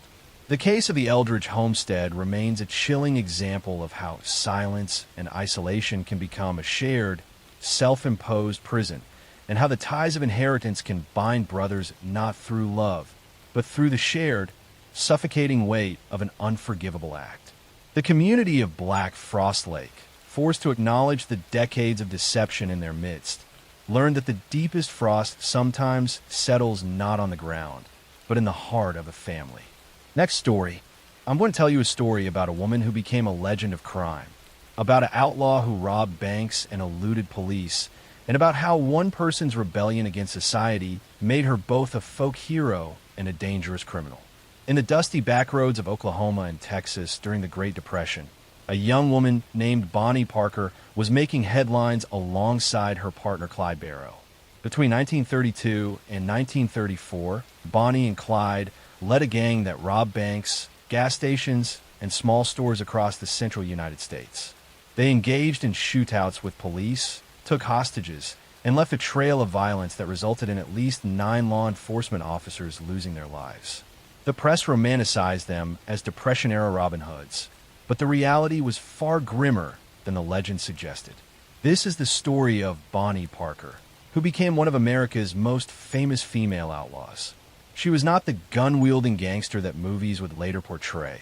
but she was a willing accomplice who participated in crimes and stood by Clyde through robbery after robbery. Her life of crime lasted just 2 years before ending in a hail of bullets on a Louisiana road in 1934, when she was only 23 years old. Bonnie Elizabeth Parker was born on October 1st, 1910, in Rowena, Texas. Her father passed away when she was young, and her mother moved the family to a poor neighborhood in Dallas. Bonnie grew up in poverty, but was known as a bright, creative student who loved poetry and drama. She dreamed of becoming an actress or singer, wanting a life more exciting than what her circumstances offered. At 16, Bonnie married Roy Thornton, a local young man. The marriage was troubled from the start. Roy was frequently in trouble with the law and spent much of their marriage in prison. By 1929, they had separated though never divorced. Bonnie was working as a waitress, living with her mother, and feeling trapped in a boring, dead-end existence. In January 1930, Bonnie met Clyde Barrow at a friend's house. Clyde was a small-time criminal with a record of theft and burglary. Despite his criminal background, or perhaps because of it, Bonnie was immediately attracted to him. He represented the excitement and danger she craved, an escape from her mundane life. Their romance began just as Clyde was arrested for burglary. While he was in prison, Bonnie remained devoted, visiting him and even smuggling a weapon into the facility to help him escape. Though Clyde was quickly recaptured and sent to a harsher prison, Bonnie's willingness to break the law for him demonstrated how completely he had captured her loyalty. When Clyde was released on parole in 1932, he and Bonnie immediately began their crime spree. They formed a gang with various accomplices and started robbing small businesses and gas stations across Texas, Oklahoma, New Mexico, and Missouri. These were not sophisticated heists of large banks, but desperate robberies of small establishments that netted minimal money. The gang was constantly on the run, sleeping in stolen cars, moving from town to town, never staying anywhere long. They robbed to get money for food, gas, and temporary lodging. It was a chaotic, exhausting lifestyle with no real goal beyond survival and avoiding capture. What made Bonnie and Clyde different from other criminals was the publicity. Bonnie wrote poetry about their exploits, including a famous poem called The Story of Bonnie and Clyde. Newspapers printed her verses, romanticizing the couple as modern-day outlaws fighting against the establishment. Photos were found showing Bonnie posing with weapons and cigars, images that shocked the public and made her famous. But the reality was far less romantic. The gang's crimes grew increasingly violent. When confronted by law enforcement, they would shoot their way out rather than surrender. Between 1932 and 1934, at least 9 police officers were eliminated during encounters with the Barrow gang, and several civilians were also harmed. Bonnie's exact role in the violence remains debated. Some accounts suggest she never fired a weapon and was primarily a lookout and getaway driver. Others claim she participated more actively. What is certain is that she was present during violent encounters and made no attempt to leave Clyde or stop the criminal activity. By 1934, law enforcement across multiple states was coordinating efforts to capture or eliminate the Barrow gang. Former Texas Ranger Frank Hamer was brought out of retirement specifically to track them down. He studied their patterns, learned their habits, and determined their likely routes and hideouts. Hamer discovered that Bonnie and Clyde would periodically visit family members in Louisiana. He set up an ambush on a rural road near Sales, Louisiana, where he expected them to pass. On the morning of May 23, 1934, a posse of 6 lawmen hid along the road and waited. When Bonnie and Clyde drove past in their stolen Ford sedan, the officers opened fire without warning. Over 130 rounds were fired into the vehicle in less than 2 minutes. Bonnie and Clyde were both ended instantly, their bodies riddled with bullets. They never had a chance to surrender or resist. The ambush was controversial then and remains so today. Some argued the couple should have been given an opportunity to surrender. Law enforcement countered that given their history of shooting at police, an ambush was the only safe way to stop them. The decision to shoot without warning ensured no more officers would lose their lives attempting to arrest the pair. Bonnie Parker was 23 years old when she passed away. Her body was returned to Dallas, where thousands attended her funeral. She was buried in a separate cemetery from Clyde, as her family refused to allow them to be interred together. Her mother had tried desperately to convince Bonnie to leave Clyde and return home, but Bonnie had chosen her outlaw partner over family. In the decades since, Bonnie and Clyde have been romanticized in films, songs, and books as tragic rebels fighting against Depression-era injustice. But the victims of their crimes, particularly the law enforcement officers who were simply doing their jobs, tell a different story. These were not heroes, but criminals who chose violence over surrender and dragged each other deeper into a lifestyle that could only end one way. Bonnie Parker's story is a cautionary tale about how desperation for excitement and romance can lead someone down a destructive path.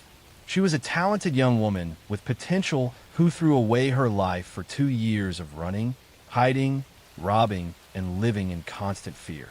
She achieved the fame she craved, but at the cost of everything, including her future. The Depression-era circumstances that created sympathy for Bonnie and Clyde cannot excuse the violence they committed or the lives they took. They were criminals who made choices, and those choices led inevitably to that Louisiana roadside where their brief, violent lives came to an equally violent end, leaving behind grieving families on both sides and a legend that continues to obscure the tragic reality of what they actually were. Next story. I'm going to tell you a story about a woman who wielded an axe, about a household that harbored dark secrets, and about one of America's most famous unsolved cases that has captivated the public for over a century. In the small industrial city of Fall River, Massachusetts, on a sweltering August morning in 1892, a crime occurred that would shock the nation and remain unsolved to this day. Andrew Borden, a wealthy businessman, and his wife Abby were found deceased in their home, struck repeatedly with a sharp instrument, likely an axe. The only people known to be in the house at the time were the family's maid and Andrew's 32-year-old daughter Lizzie. Within days, Lizzie Borden was arrested and charged with ending her father and stepmother's lives, sparking a sensational trial that gripped America. This is the story of Lizzie Borden, the Massachusetts woman who became synonymous with one of history's most notorious cases. Despite being acquitted at trial, public opinion remained divided about her guilt. The case raised questions about family dysfunction, inheritance disputes, and whether a respectable woman from a prominent family could commit such brutal violence. The rhyme that emerged from the case, about Lizzie taking an axe and giving her parents wax, ensured the story would live on in American folklore forever. Lizzie Andrew Borden was born on July 19, 1860, in Fall River, Massachusetts, to Andrew and Sarah Borden. Her mother, Sarah, passed away when Lizzie was young, and her father remarried a woman named Abby Gray. Lizzie and her older sister Emma never accepted Abby as their mother, creating tension that would simmer in the household for years. Andrew Borden was a successful businessman who had accumulated significant wealth through banking, real estate, and textile manufacturing. Despite his prosperity, he was notoriously frugal, keeping the family in a modest home without modern conveniences like indoor plumbing when he could easily afford better. This stinginess was a source of resentment for his daughters, who felt they should be living in accordance with their father's actual wealth and social standing. The Borden household was marked by dysfunction and poor communication. Lizzie and Emma, both unmarried women in their 30s, lived with their father and stepmother but rarely spoke to Abby. Meals were often eaten in silence, and family members would go days without meaningful conversation. Arguments about property and inheritance created further division, particularly when Andrew gave property to Abby's family members, making Lizzie and Emma feel their inheritances were being diminished. On the morning of August 4th, 1892, the household followed its usual uncomfortable routine. Emma was out of town visiting friends. The maid, Bridget Sullivan, was feeling ill but still performing her duties. Andrew left for his morning business rounds, while Abby attended to household tasks. Lizzie claimed to be doing various activities around the house and barn. Around 11 a.m., Lizzie called out to Bridget that something terrible had happened to her father. Bridget found Andrew's body on the sofa in the sitting room, his face and head struck repeatedly with a sharp instrument. Police were summoned, and during the investigation, Abby's body was discovered upstairs in a guest bedroom, also struck multiple times. Medical examination suggested Abby had been attacked approximately 90 minutes before Andrew. Police focused immediately on Lizzie as a suspect. She was in the house when both incidents occurred. Her account of her activities and whereabouts contained inconsistencies. She showed little emotion when discussing her father's demise. She had been seen burning a dress shortly after the incident, which she claimed was stained and ruined, but which investigators suspected might have contained evidence. Additionally, investigators learned that Lizzie had attempted to purchase prussic acid, a poison, at a local pharmacy the day before the incidents, though the pharmacist had refused to sell it to her without a prescription. There were also reports of family arguments about property and money in the days leading up to the tragedy. Lizzie was arrested on August 11th, 1892, and charged with 3 counts, taking the lives of her father, stepmother, and both in combination. Her arrest shocked Fall River society. She was a respectable woman from a prominent family, active in her church and various charitable organizations. The idea that such a woman could commit brutal acts of violence seemed almost impossible to many people. Her trial began on June 5th, 1893, in New Bedford, Massachusetts. It became a national sensation, with newspapers across the country covering every detail. The prosecution presented circumstantial evidence: Lizzie's presence in the house, her inconsistent statements, the burned dress, the attempted poison purchase, her strained relationship with her stepmother, and potential financial motives related to inheritance. The defense argued that there was no physical evidence directly connecting Lizzie to the crimes. No bloody clothing was found. No weapon was definitively identified, though a handleless hatchet was discovered in the basement. The prosecution could not explain how Lizzie could have committed such bloody violence and cleaned herself thoroughly enough to appear normal minutes later when she summoned help. The defense also relied heavily on Victorian attitudes about women. They argued that a respectable, religious woman like Lizzie was inherently incapable of such brutality. They painted her as a devoted daughter who could not possibly have harmed her father. The all-male jury found these arguments compelling. On June 20th, 1893, after deliberating for just over an hour, the jury returned a verdict of not guilty on all charges. Lizzie was freed, though public opinion remained divided. Many believed she had literally gotten away with double homicide, while others maintained her innocence. After her acquittal, Lizzie and Emma used their inheritance to purchase a large house in a fashionable neighborhood of Fall River. Lizzie changed her name to Lisbeth and attempted to live the more sophisticated lifestyle she had always wanted. However, she remained a social outcast, with many in Fall River society refusing to associate with her. She lived in relative isolation until her passing in 1927 at age 66. Emma had stopped speaking to Lizzie years earlier and moved out after a falling out, the details of which were never made public. Emma passed away just days after Lizzie, and they were buried near their father and stepmother in the family plot. The Lizzie Borden case remains officially unsolved. Over the years, alternative theories have emerged suggesting other possible perpetrators, including the maid Bridget, an unknown intruder, or even Emma despite her alibi. But no theory has ever been proven, and most historians believe Lizzie was indeed responsible, though the evidence was insufficient for conviction under the legal standards of the time. The case became embedded in American culture through the children's rhyme. Lizzie Borden took an axe and gave her mother 40 whacks. When she saw what she had done, she gave her father 41. The actual number of blows was fewer, and Abby was technically Lizzie's stepmother, but the rhyme captured the public imagination and ensured the case would never be forgotten. The Borden House in Fall River still stands and operates as a museum and bed and breakfast, attracting visitors fascinated by the unsolved mystery. Next story. I'm going to tell you a story about a woman who craved sympathy more than anything, about a hospital where tragedy struck repeatedly, and about how the desperate need for attention can transform a caregiver into something deadly. In the pediatric ward of the San Antonio Hospital during the early 1980s, a young nurse named Janine Jones seemed extraordinarily dedicated to her young patients. She would volunteer for extra shifts, stay late to comfort sick children, and showed what appeared to be genuine devotion to her work. But colleagues began noticing a disturbing pattern. Children under Janine's care experienced sudden medical emergencies at alarming rates. Babies would stop breathing, hearts would stop beating, and 4 lines would mysteriously fail.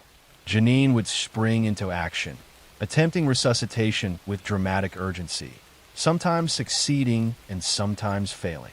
The pediatric intensive care unit was experiencing a crisis, and no one could understand why so many children were suddenly deteriorating under mysterious circumstances. This is the story of Janine Jones, a pediatric nurse who between 1977 and 1982 is believed to have harmed dozens of infants and children in her care, with estimates of deaths ranging from 15 to over 60. She would inject children with dangerous medications that cause cardiac arrest and respiratory failure, then attempt dramatic rescues that sometimes saved them and sometimes did not. She craved the attention and praise that came from being involved in medical emergencies, and she became addicted to the adrenaline and recognition that accompanied each crisis. Her arrest in 1984 exposed a pattern of harm that had gone undetected for years as hospitals failed to recognize that their most dedicated nurse was actually their most dangerous employee. Janine Jones was born on July 13, 1950, in San Antonio, Texas. She was adopted as an infant by a couple who struggled to provide emotional stability. Her childhood was marked by difficulties connecting with others and a desperate need for attention and validation. She performed adequately in school, but showed signs of dramatic behavior, often exaggerating situations to make herself the center of attention. As a young woman, Janine decided to become a nurse, entering a vocational nursing program. She was technically competent and passed her training, beginning work at Behar County Hospital in San Antonio in 1977. She was assigned to the pediatric intensive care unit, where she would work with the sickest children in the hospital. From the beginning, Janine showed concerning behaviors. She was overly dramatic during emergencies, sometimes seeming more focused on her own role than on the patient's welfare. She would insert herself into situations even when other nurses were handling them competently. She seemed to thrive on chaos and crisis, becoming energized when children experienced medical emergencies. Colleagues began noticing that medical emergencies happened with unusual frequency during Janine's shifts. Children who had been stable would suddenly crash, their hearts stopping or breathing ceasing without clear medical explanation. The pediatric unit began referring to shifts when Janine worked as particularly stressful because they knew multiple emergencies would likely occur. Between 1977 and 1982, the pediatric intensive care unit at Behar County Hospital experienced a dramatic increase in unexpected infant deaths and medical emergencies. Hospital staff became increasingly concerned, and some nurses directly expressed suspicions about Janine. But hospital administrators were slow to investigate thoroughly, perhaps reluctant to believe that a nurse could be deliberately harming patients. In 1982, mounting concerns finally led the hospital to quietly ask Janine to resign. Rather than investigating criminally or reporting her to licensing authorities, the hospital simply let her go with neutral references.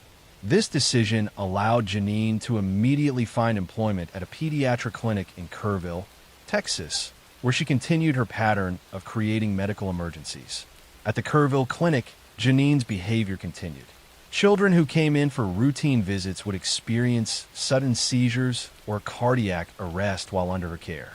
In September 1982, 15-month-old Chelsea McClellan was brought to the clinic for a routine immunization. While in Janine's care, Chelsea stopped breathing and went into cardiac arrest. Despite resuscitation attempts, Chelsea passed away.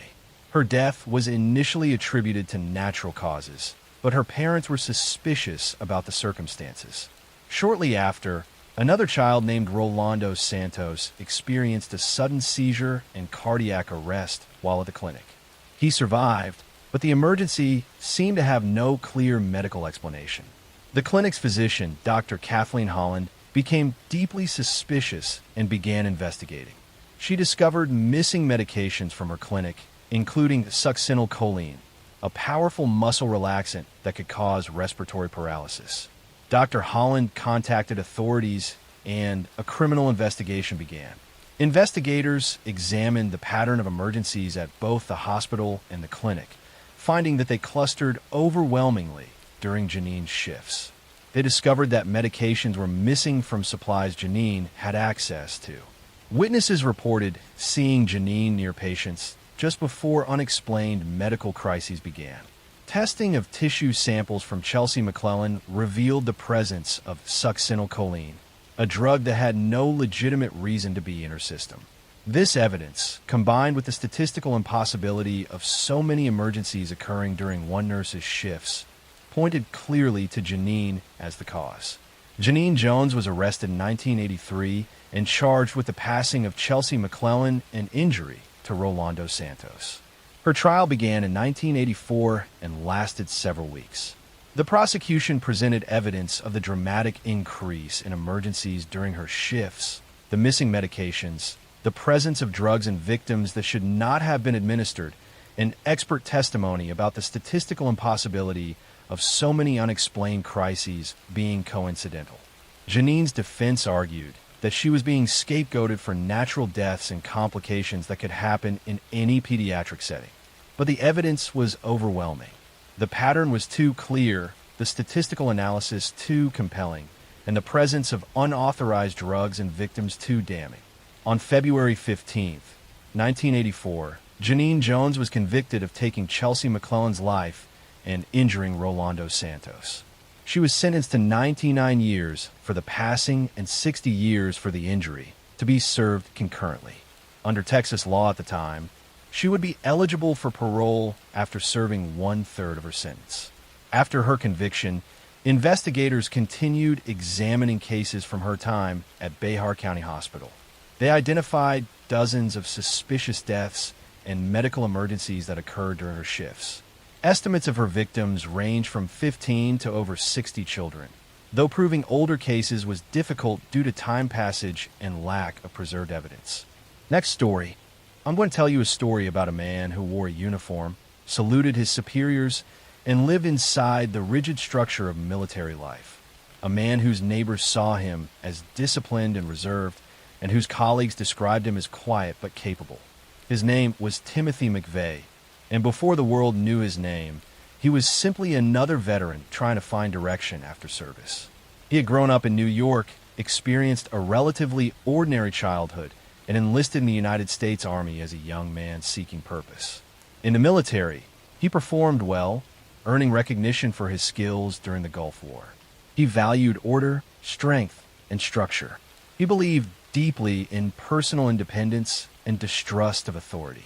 Over time, however, those beliefs intensified into something more rigid and isolating. After leaving the Army, he struggled to redefine himself. He felt disconnected from the systems he had once served. He began consuming extremist literature, attending gun shows, and forming relationships with individuals who shared his growing hostility toward the federal government. His worldview narrowed. His anger became focused. His sense of grievance hardened into ideology. The early 1990s were marked by events that deeply affected McVeigh's thinking. The Ruby Ridge standoff in 1992 and the siege in Waco, Texas, in 1993 reinforced his belief that the federal government had become oppressive and dangerous. He interpreted these events not as isolated conflicts, but as evidence of systemic tyranny. He began to see himself as someone who needed to respond, someone who believed action was necessary to send a message. These ideas did not emerge suddenly. They developed gradually, reinforced by conversations, reading material, and isolation from perspectives that challenged him. He traveled extensively across the United States, selling firearms-related merchandise at gun shows. During these travels, he connected with Terry Nichols, a former Army acquaintance who shared many of his views. Their discussions grew increasingly radical. What began as political frustration slowly transformed into planning. McVeigh believed that a dramatic act would awaken others to what he saw as government overreach. He did not view himself as irrational. He believed he was acting strategically. He studied past incidents. He researched methods. He examined security vulnerabilities. He chose April 19th, 1995, deliberately, selecting the second anniversary of the Waco siege's conclusion. The target he chose was the Alfred P. Murrah Federal Building in Oklahoma City, a multi-story structure that housed federal offices and a daycare center. It was a functioning government building filled daily with employees, visitors, and children. To McVeigh, it symbolized federal authority. To everyone else, it was simply a workplace. In the months leading up to the attack, McVeigh and Nichols acquired materials gradually to avoid drawing attention. They purchased fertilizer containing ammonium nitrate. They gathered fuel and other components. They assembled a massive explosive device inside a rented Ryder truck. The construction process required patience, planning, and coordination. They avoided large single purchases, choosing instead to acquire materials in smaller amounts. McVeigh rented the truck under an alias. He drove it toward Oklahoma City in the early hours of April 19th, parking it directly in front of the Murrah building. At 9:02 a.m., the bomb detonated. The explosion was catastrophic. The front portion of the building collapsed instantly. Floors pancaked downward. Glass shattered across blocks. Nearby structures were damaged. Smoke filled the air. Sirens began almost immediately. First responders rushed toward the destruction, navigating debris and instability to search for survivors. The daycare center inside the building had been directly above the blast zone. Rescue workers faced scenes of devastation that would remain with them for the rest of their lives. In total, 168 people were killed, including 19 children. Hundreds more were injured. The scale of the attack shocked the nation. It was at that time the deadliest act of domestic terrorism in United States history. McVeigh did not flee far. Approximately 90 minutes after the explosion, he was stopped by an Oklahoma State trooper for driving without a license plate. The traffic stop appeared routine. The trooper approached the vehicle and noticed a concealed handgun. McVeigh was arrested for weapons violations and taken into custody, initially unrelated to the bombing. At that moment, authorities had not yet connected him to the explosion. However, as investigators processed evidence at the blast site, they recovered a critical clue: a vehicle axle containing a partial identification number that survived the explosion. Through manufacturer records, they traced the component to a Ryder truck rental. Rental records led them to the alias used by McVeigh. Witnesses from the rental location provided a description. A composite sketch was created. When authorities compared the sketch to the man already in custody from the traffic stop, the connection became clear. The investigation expanded rapidly. Terry Nichols was identified and later surrendered to authorities. Additional individuals were questioned. Investigators executed search warrants, examined financial transactions, and reconstructed the timeline of purchases and movements leading up to April 19th. Evidence included fertilizer receipts, fuel purchases, rental agreements, and witness testimony from individuals who had interacted with McVeigh and Nichols. Each piece reinforced the same narrative. The bombing was deliberate, ideologically motivated, and carefully planned. During trial, prosecutors presented extensive forensic and documentary evidence. They demonstrated how the bomb was constructed, how the materials were obtained, and how McVeigh's actions aligned precisely with the explosion's timing. They presented witness testimony linking him to the rented truck. They introduced statements he had made expressing extremist beliefs and anger toward the government. The defense did not deny his involvement, but sought to contextualize his actions within his ideological framework. The courtroom became a place where motive, ideology, and responsibility were examined in detail. In 1997, Timothy McVeigh was convicted on multiple counts, including conspiracy and murder. He was sentenced to death. Terry Nichols received multiple life sentences without parole.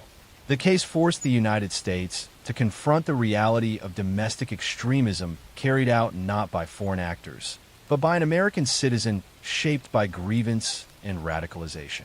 It led to changes in federal building security, expanded counterterrorism strategies, and deeper examination of extremist movements within the country. On June 11, 2001, Timothy McVeigh was executed by lethal injection. His death concluded the legal chapter of the case, but the impact of his actions continues to be remembered each year at the Oklahoma City National Memorial, where the names of the 168 victims are engraved in stone.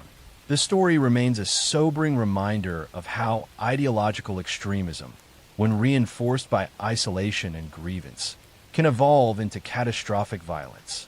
It also demonstrates how careful forensic investigation, rapid interagency cooperation, and even a routine traffic stop can unravel a crime that once seemed unimaginable in its scale. Next story. I'm going to tell you a story about a man who lived in a quiet apartment complex in Baton Rouge, Louisiana, where the days passed slowly and nothing about his life seemed unusual to the people around him. His name was Sean Vincent Gillis. To his co-workers, he was polite, dependable, and forgettable in the way ordinary people often are. He worked at a convenience store, stocking shelves, assisting customers, and returning home at predictable hours. He shared an apartment with his longtime girlfriend. They lived together peacefully. He paid bills. He followed routines. He blended into the background of everyday life so completely that no one ever suspected the private reality he had been living for years, a reality that remained hidden behind a calm face and quiet voice. Sean had lived in Baton Rouge most of his life. He grew up in a stable environment, raised by his mother and grandmother after his father left when he was young. He was intelligent, observant, and socially functional. He graduated high school and maintained steady employment. He did not have a criminal record that would immediately alarm anyone. To neighbors and co-workers, he existed as just another person moving through life without drawing attention. He did not appear aggressive. He did not appear unstable. He appeared normal. But beginning in 1994, women in Baton Rouge began disappearing. The first was in Bryan, a 30-year-old woman who lived alone. She vanished without warning. Her absence was noticed, but there were few immediate clues. Her life had simply stopped. Days later, her body was discovered in a remote area. Investigators began their work, but there was little evidence pointing clearly to a suspect. The case remained open, unanswered. Over the next several years, more women disappeared. Each disappearance created fear, but also confusion. The victims came from different backgrounds. Some struggled in life. Some lived alone. Some were simply in the wrong place at the wrong time. There was no obvious connection between them that investigators could immediately identify. The crimes appeared isolated, but they were not. Sean Gillis continued his normal life during all of this. He went to work. He came home. He spoke with his girlfriend. He interacted with co-workers. He never spoke about what he was doing in private. He followed the news closely, observing how investigators worked, learning what they knew and what they didn't know. He understood that as long as he remained invisible, he could continue living his double life. Years passed. Then, in January 2004, everything began to change. Another woman, Charlotte Murray Pace, disappeared. She was 21 years old, a college student with a future ahead of her. She lived in an apartment complex not far from Sean's home. She was last seen alive walking toward her apartment. When she failed to appear for work the next day, concern grew quickly. Her disappearance triggered an intense investigation. Her body was discovered days later. This time, investigators recovered something critical: DNA evidence. This evidence was entered into national databases, but at the time, it did not match anyone. Still, it became a silent marker, waiting for the moment when it would connect to a name. Investigators began examining patterns across multiple cases. They noticed similarities, locations, timing, victim vulnerability. They began to suspect that a single person was responsible for several of the unsolved murders. Sean Gillis watched all of this unfold from a distance. He did not panic. He did not run. He continued his routines. But investigators continued their work quietly, patiently, building connections between evidence and individuals. In 2004, DNA collected from another crime scene was compared again. This time, it matched Sean Gillis. Detectives moved carefully. They placed him under surveillance. They observed his routines. They watched him leave for work. They watched him return home. They gathered additional evidence to confirm what they were beginning to understand. On April 29, 2004, Sean Gillis was arrested. When detectives questioned him, he did not react with confusion or denial in the way innocent people often do. Instead, he spoke calmly. He confessed. He described his crimes in detail. He explained how he selected victims, how he approached them, how he ensured he would not be seen. His voice remained steady. His demeanor remained controlled. Investigators were struck not only by what he admitted, but by how easily he spoke about it. He had lived with these secrets for 10 years. 10 years of normal conversations. 10 years of ordinary routines. 10 years of hiding in plain sight. His girlfriend, who had lived with him for years, had never suspected him. She later explained that he behaved normally every day. He showed no visible signs of a life he had been living secretly. The investigation revealed the full scope of his crimes. Multiple victims, multiple years, all committed while he maintained a stable, ordinary public life. At trial, prosecutors presented the evidence methodically. DNA, confessions, timelines, physical evidence. Each piece added to the reality that Sean Gillis had been responsible for crimes that remained unsolved for years. He was convicted and sentenced to life in prison. Today, he remains incarcerated, removed permanently from the quiet streets where he once walked unnoticed. What makes this story linger is the length of time he remained invisible. He did not rely on constant movement or escape. He relied on normalcy. He relied on routine. He relied on the assumption that danger does not look ordinary. For 10 years, he lived among neighbors who saw him as just another person. He spoke calmly. He worked quietly. He lived invisibly until the evidence, patient and silent, finally spoke for itself. Next story. I'm going to tell you a story about a man who believed he was smarter than everyone in the room, about a disappearance that quietly turned into a murder investigation, and about how technology, the smallest digital traces, slowly dismantled a carefully constructed lie. This is the true story of Grant Amato. Grant Amato grew up in Florida in a stable, structured household. His father, Chad, was disciplined and methodical. His mother, Margaret, was nurturing but practical. His older brother, Cody, was steady, responsible, and reliable. The Amato home was not chaotic. It was not abusive. It was structured, routine, and predictable. Grant was different from his brother. He was intelligent but restless, ambitious but inconsistent. He wanted success, but without the discomfort that usually accompanies it. He trained as a nurse and worked in healthcare for a time, but his employment history was unstable. Supervisors described him as capable, yet distracted. Then, sometime in 2018, Grant began spending large amounts of time online. At first, it looked harmless: gaming, streaming platforms, social media. But gradually, his focus narrowed to one specific online world: adult live streaming websites. There, he encountered a woman, a webcam performer from Bulgaria. Grant became fixated.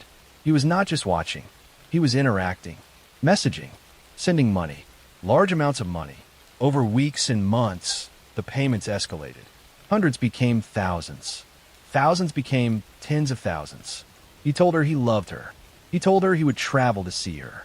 He told her he would build a life with her. She responded professionally, affectionate, encouraging, but distant. For her, this was business. For Grant, it became obsession. When his savings ran out, he began stealing from his family. At first, small amounts, then larger transfers. He accessed family accounts. He opened credit lines. He drained resources quietly. When his father discovered the missing money, confrontation followed.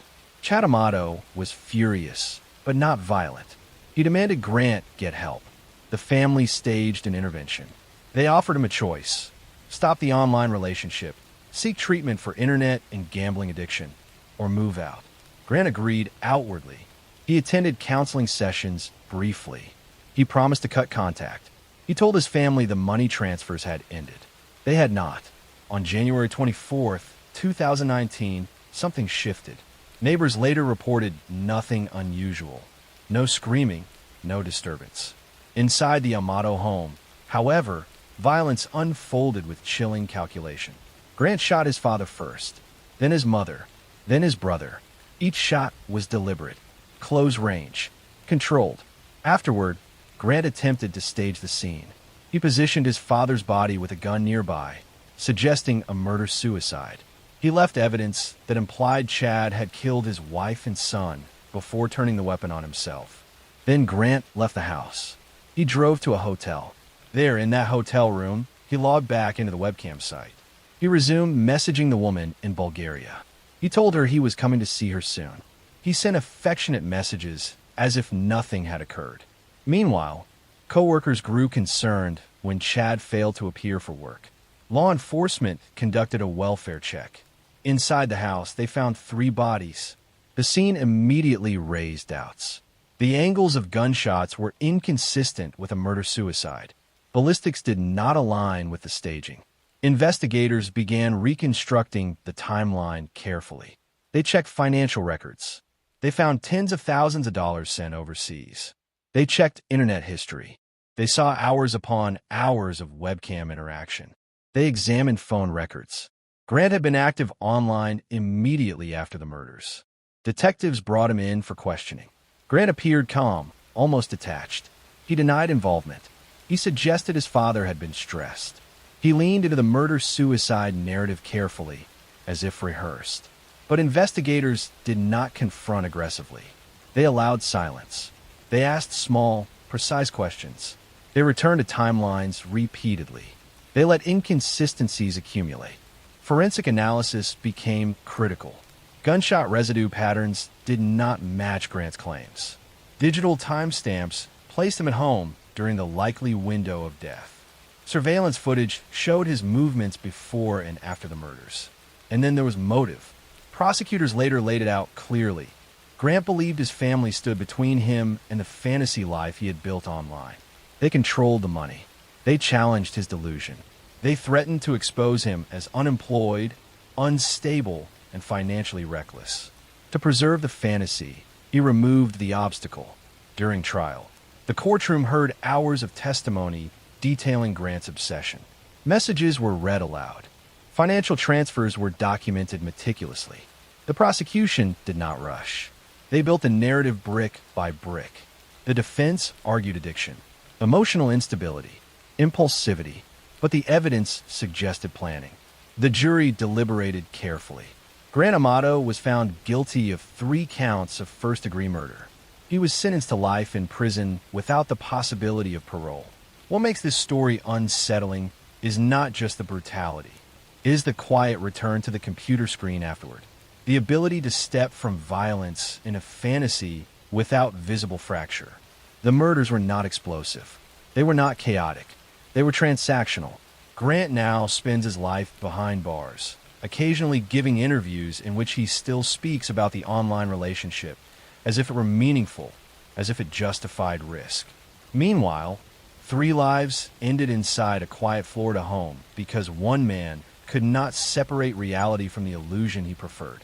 This story lingers because it reflects something modern. Isolation, digital obsession, financial secrecy, private fantasies growing stronger than real relationships, and the terrifying possibility that someone can sit across the dinner table, smiling softly, while living in an entirely different world inside their head. Next story, I'm going to tell you a story about how obsession slowly turns into entitlement, how control disguises itself as love, and how a crime that looks sudden on the surface is actually built quietly over years. This is a true crime story about Travis Alexander and Jodi Arias, told in full detail, the way it unfolded step by step, from relationship to investigation to confession, without skipping the uncomfortable parts. Travis Alexander was born in California and raised in a large, close-knit family. He was energetic, ambitious, and deeply involved in his faith. People who knew him described him as charismatic and encouraging, someone who liked helping others improve their lives.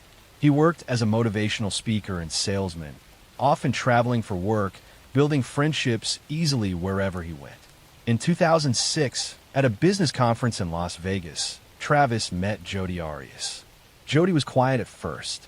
She listened more than she spoke. She laughed at Travis's jokes. She asked questions that made him feel interesting and important. This immediately drew him in. Their connection felt intense and fast, the kind of chemistry that feels meaningful because it forms quickly. Within weeks, they were talking constantly. At the beginning, Jodi appeared affectionate and devoted. She adjusted her schedule around Travis. She mirrored his interests. She began attending church activities with him, even converting to his faith.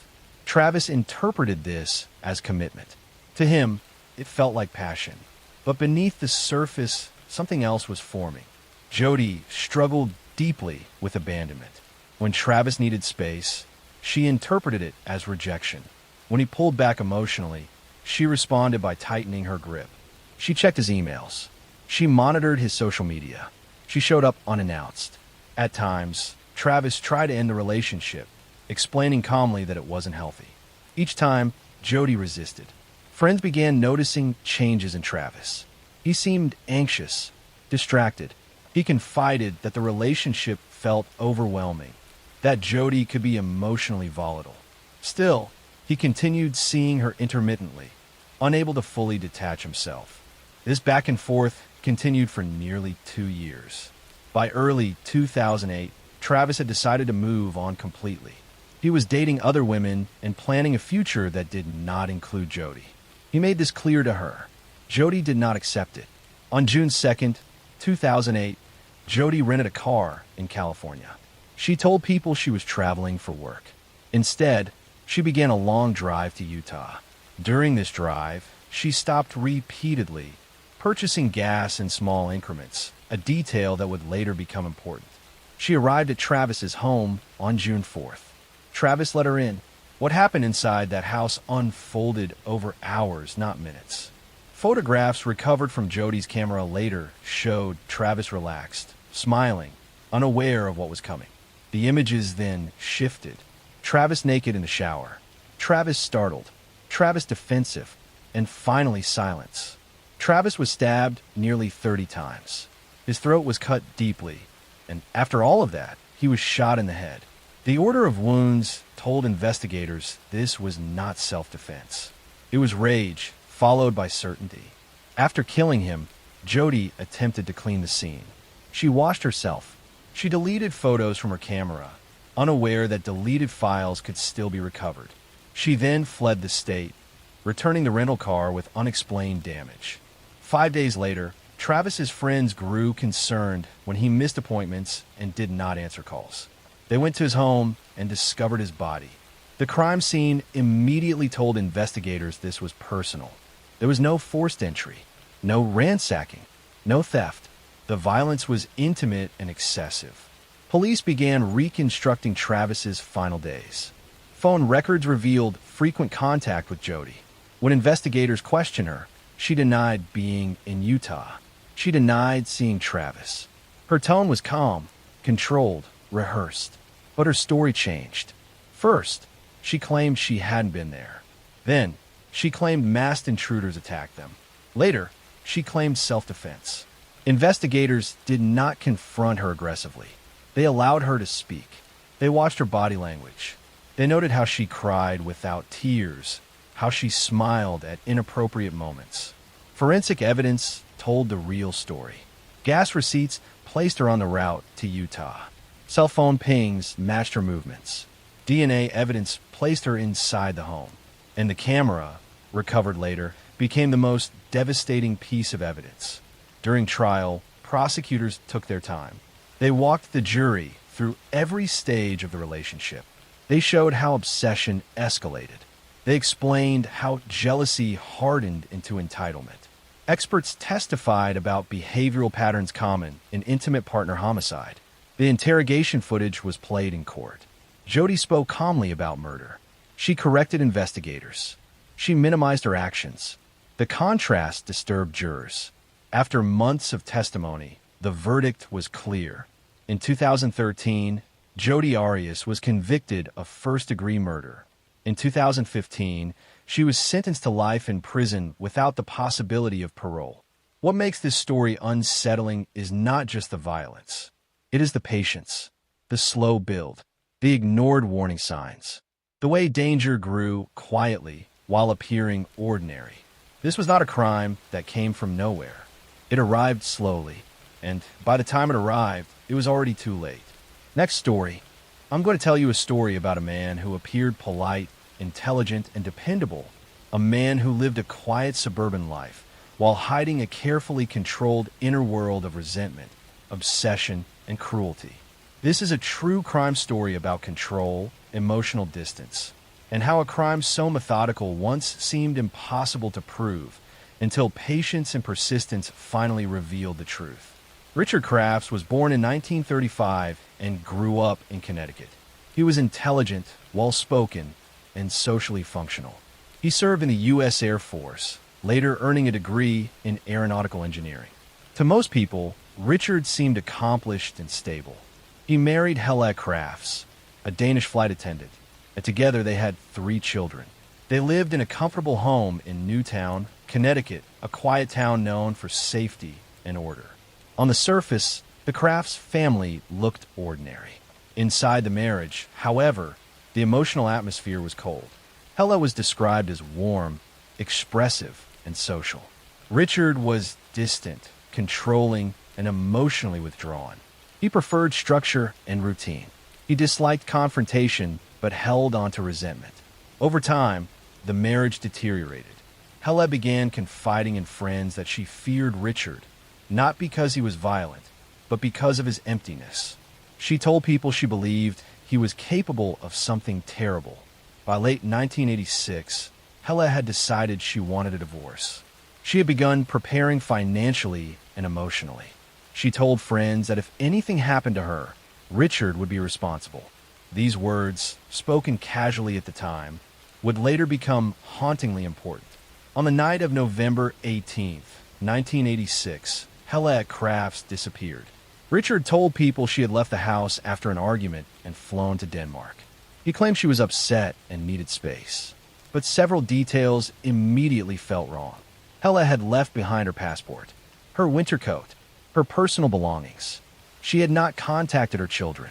She had not called friends or family. The story did not fit her character. Police initially struggled. There was no body, no obvious crime scene, no witnesses. But investigators began noticing small inconsistencies. Neighbors reported hearing loud machinery late at night during a snowstorm. They noticed Richard renting unusual equipment, a wood chipper, a freezer. These details alone meant little, but together they raised concern. Investigators searched the Crafts' home. They found blood traces in the bedroom, despite attempts to clean them thoroughly. Microscopic blood evidence remained embedded in carpet fibers and wood grain.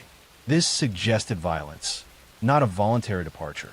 Attention turned to the nearby Housatonic River. During the same snowstorm, Richard had been seen repeatedly stopping near a bridge by the river. Witnesses recalled hearing a loud engine running for extended periods. Police suspected something unthinkable. They drained parts of the river. What they found was devastating. Small fragments of human remains, bone pieces, tissue, hair, fingernails, a fragment of tooth. These remains were scattered, damaged, but unmistakably human. Forensic analysis confirmed they belonged to Helle Crafts. The investigation revealed the horrifying truth. Richard had murdered his wife inside their home. He had then dismembered her body and used a wood chipper to destroy the remains, feeding them piece by piece into the machine during the storm, dumping what remained into the river to conceal the crime. It was one of the first cases in U.S. history prosecuted without a complete body. At trial, the defense argued that without a body, there could be no murder conviction. Prosecutors countered with forensic evidence, witness testimony, and Richard's own behavior. They demonstrated planning, deception, and motive. The jury listened carefully, slowly reconstructing the crime through fragments, timelines, and patterns.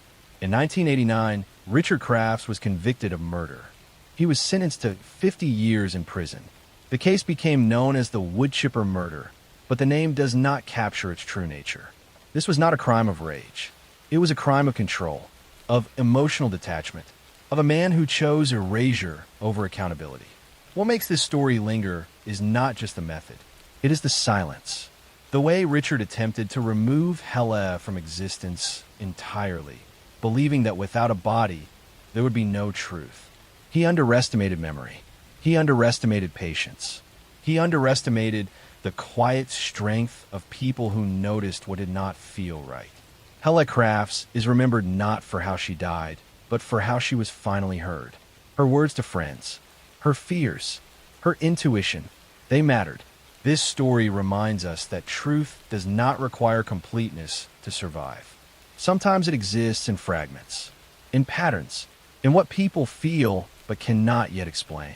And sometimes, even when someone tries to erase everything, enough remains for justice to speak softly, clearly, and finally. Next story. I'm going to tell you a story about a teenage girl who went to a party and never came home, about a case that divided a small California town, and about how a sexual assault accusation led to a tragic death and a trial that exposed deep divisions in a community.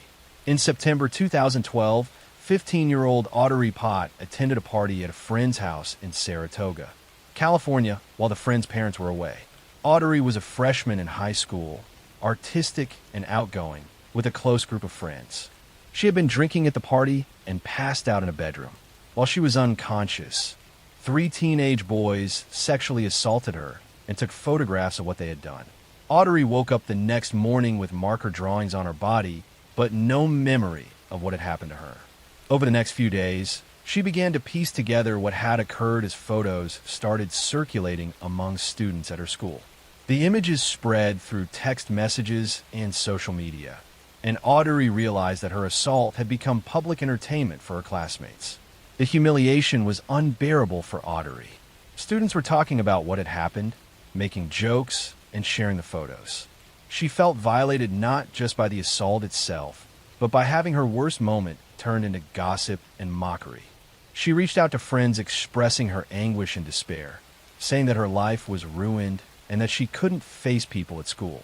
On September 12, 2012, just 8 days after the party, Audrey Pott took her own life. Her parents found her and were devastated, initially not understanding what had driven their daughter to such despair. It wasn't until later that they learned about the assault and the photos that had been circulating at school. The case drew national attention and became part of a broader conversation about teenage sexual assault, bullying, and the role of social media in amplifying trauma. Audrey's parents, Larry Pott and Sheila Pott, decided to go public with what had happened to their daughter, hoping to raise awareness and prevent similar tragedies. The 3 boys involved in the assault were arrested and charged in juvenile court. Because they were minors, their identities were not publicly released, and the proceedings were handled differently than they would have been in adult court. The boys initially denied the assault, claiming it had been consensual, despite the fact that Audrey had been unconscious. The case highlighted serious gaps in how sexual assault is understood and prosecuted, particularly when it involves teenagers and alcohol. California law is clear that someone who is unconscious cannot consent to sexual activity, but defense attorneys try to argue that the boys hadn't understood what they were doing was assault. They portrayed the incident as teenage experimentation gone wrong, rather than a serious crime. In 2014, the 3 boys pleaded guilty to the charges. Because the case was in juvenile court and the defendants were minors, the sentences were relatively light. They received sentences ranging from 30 to 45 days in juvenile detention, along with probation. Many people, including Audrey's family, felt that the punishment did not match the severity of the crime or adequately reflect the tragic outcome. Audrey's parents filed a civil lawsuit against the families of the boys involved, seeking to hold them accountable for their son's actions. The lawsuit also named the school district, arguing that officials had not done enough to address the culture that allowed such behavior to occur. The civil case was eventually settled out of court, for an undisclosed amount. The Audrey Pot case became one of several high-profile instances that exposed how teenage sexual assault was being minimized and how social media was being used to further victimize survivors. Around the same time, a similar case in Steubenville, Ohio, involved high school football players who had assaulted an unconscious girl and shared photos and videos of the assault online. These cases sparked a national conversation about rape culture, particularly in high school settings where athletes or popular students sometimes received preferential treatment. They highlighted how victims were often blamed or shamed, while perpetrators faced minimal consequences.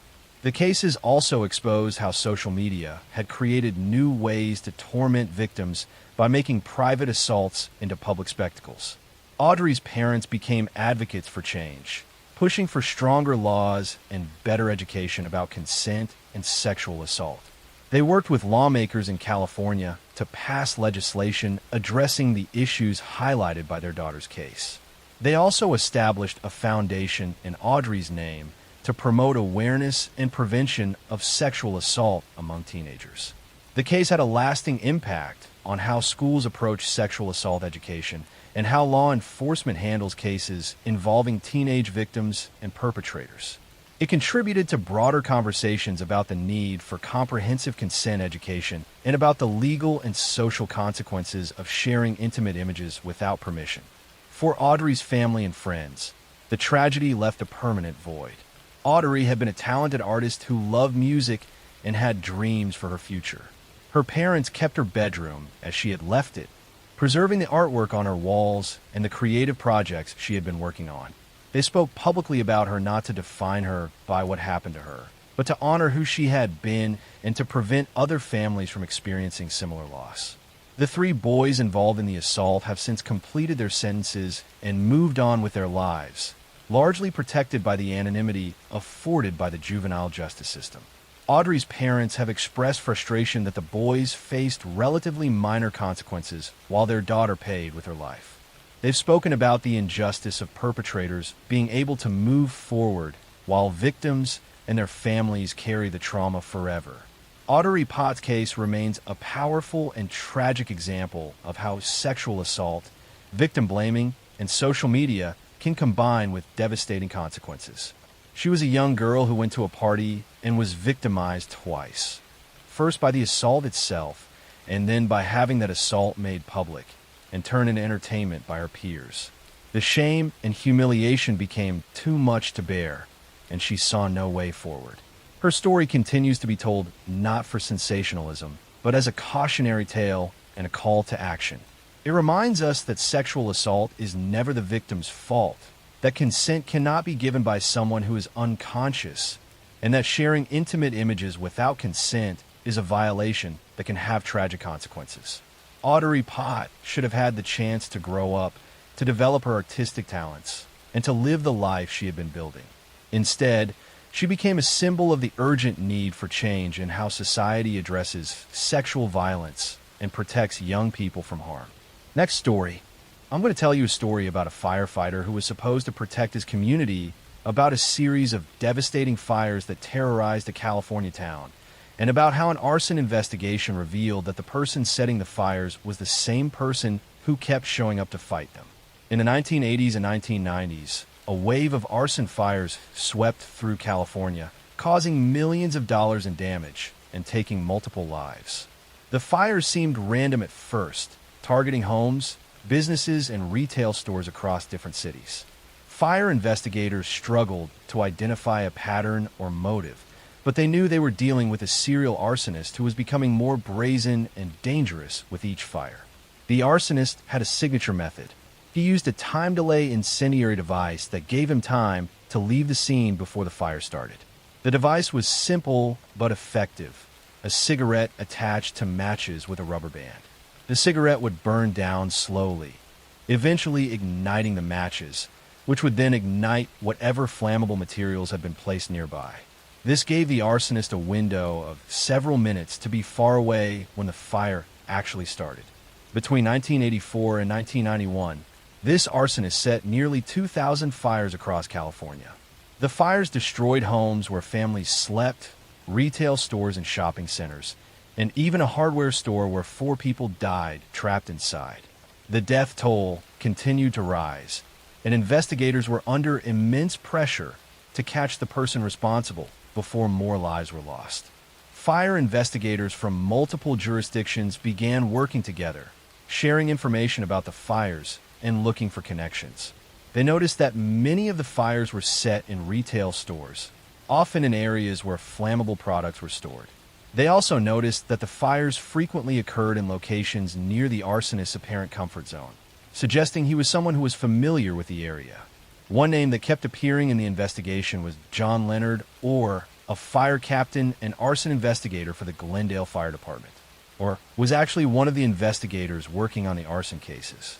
He was respected in his field, had written articles about fire investigation, and regularly attended conferences about arson detection. He seemed like the perfect person to help catch the serial arsonist. But investigators began to notice something strange. John had been present at or near many of the fires, either responding as a firefighter or attending in his capacity as an arson investigator. At first, this didn't seem unusual since it was his job to investigate arsons. But the pattern was too consistent to be coincidental. Fires seemed to happen in areas where, or was attending conferences or training sessions. The breakthrough came when investigators discovered that had written a manuscript for a novel about a serial arsonist. The book, titled Points of Origin, told the story of a firefighter who secretly set fires and then investigated them. The details in the fictional account were disturbingly similar to the real fires happening across California. The protagonist in Orr's novel used the same time delay cigarette device that the real arsonist was using. Investigators obtained a search warrant for Orr's home and car. In his vehicle, they found materials that could be used to make incendiary devices, including cigarettes and rubber bands.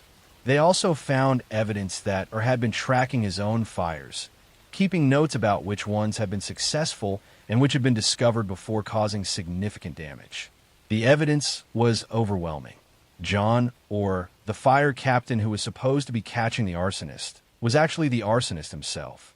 He had been setting fires for years, then showing up to investigate them or fight them, enjoying the chaos and attention that came with each blaze.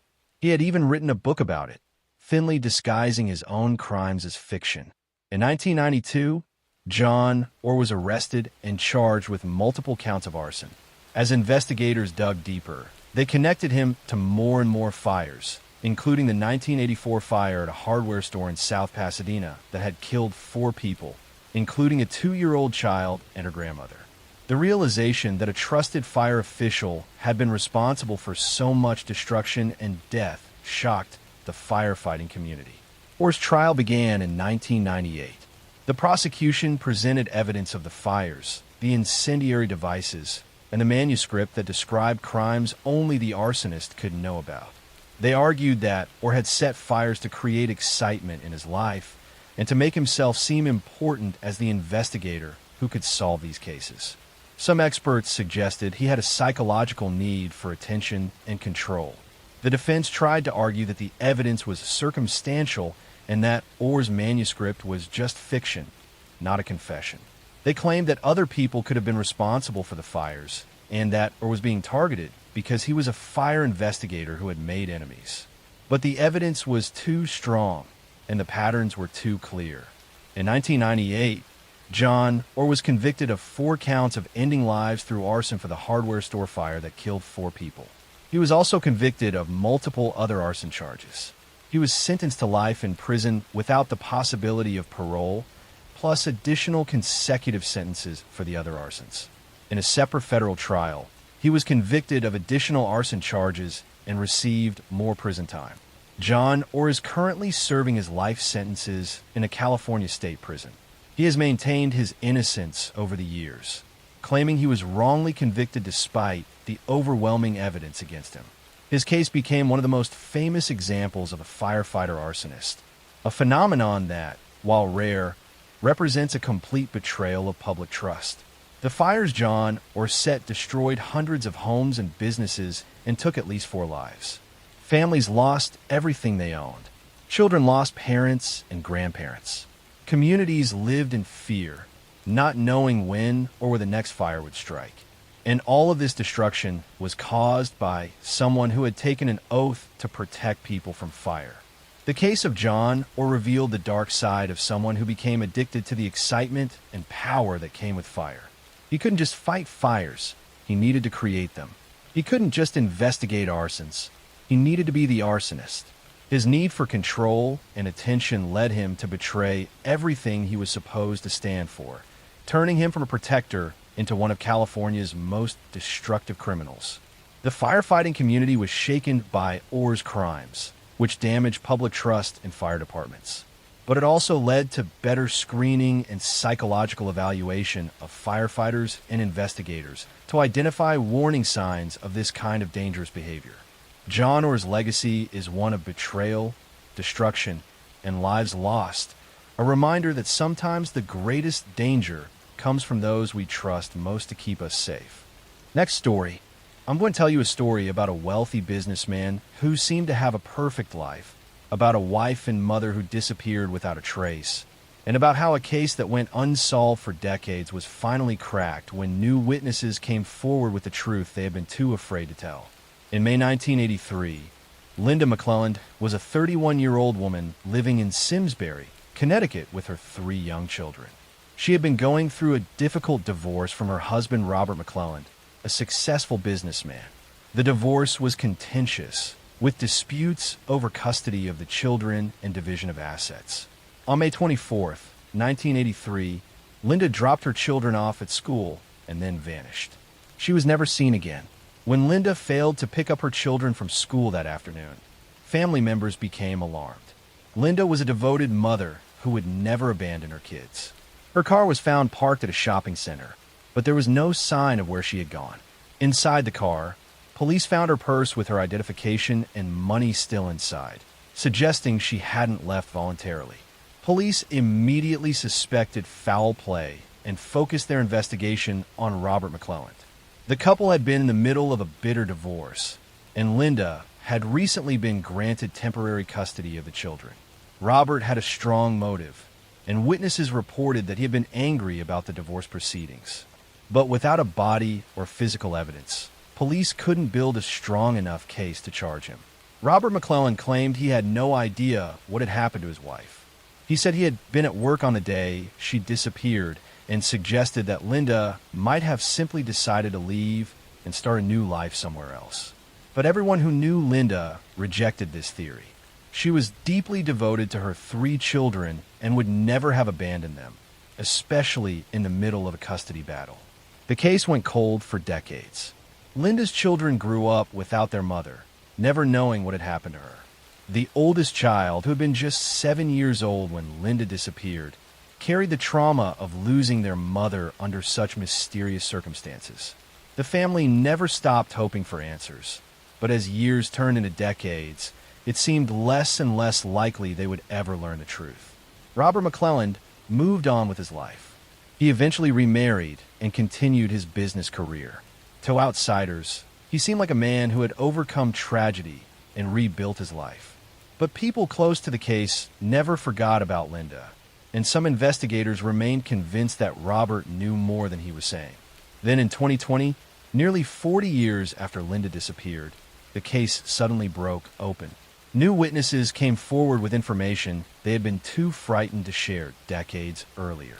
These witnesses were people who had been close to Robert McClelland at the time of Linda's disappearance, and they had damaging information about what had really happened.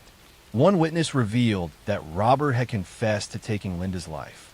According to this person, Robert had admitted that he killed Linda and disposed of her body in a location where it would never be found.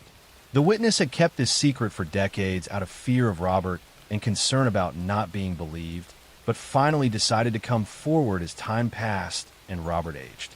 Additional witnesses provided information about Robert's behavior around the time of the disappearance. They described him acting suspiciously and making statements that suggested he was involved in Linda's vanishing. Some witnesses said Robert had asked for help disposing of evidence, or had been seen cleaning his car obsessively in the days after Linda went missing. Armed with this new testimony, police reopened the investigation. In September 2020, They arrested 80-year-old Robert McClelland and charged him with taking his wife's life. After nearly 4 decades, he was finally being held accountable for what investigators had long suspected he had done. The arrest brought mixed emotions for Linda's family and children. They were relieved that someone was finally being charged for their mother's disappearance.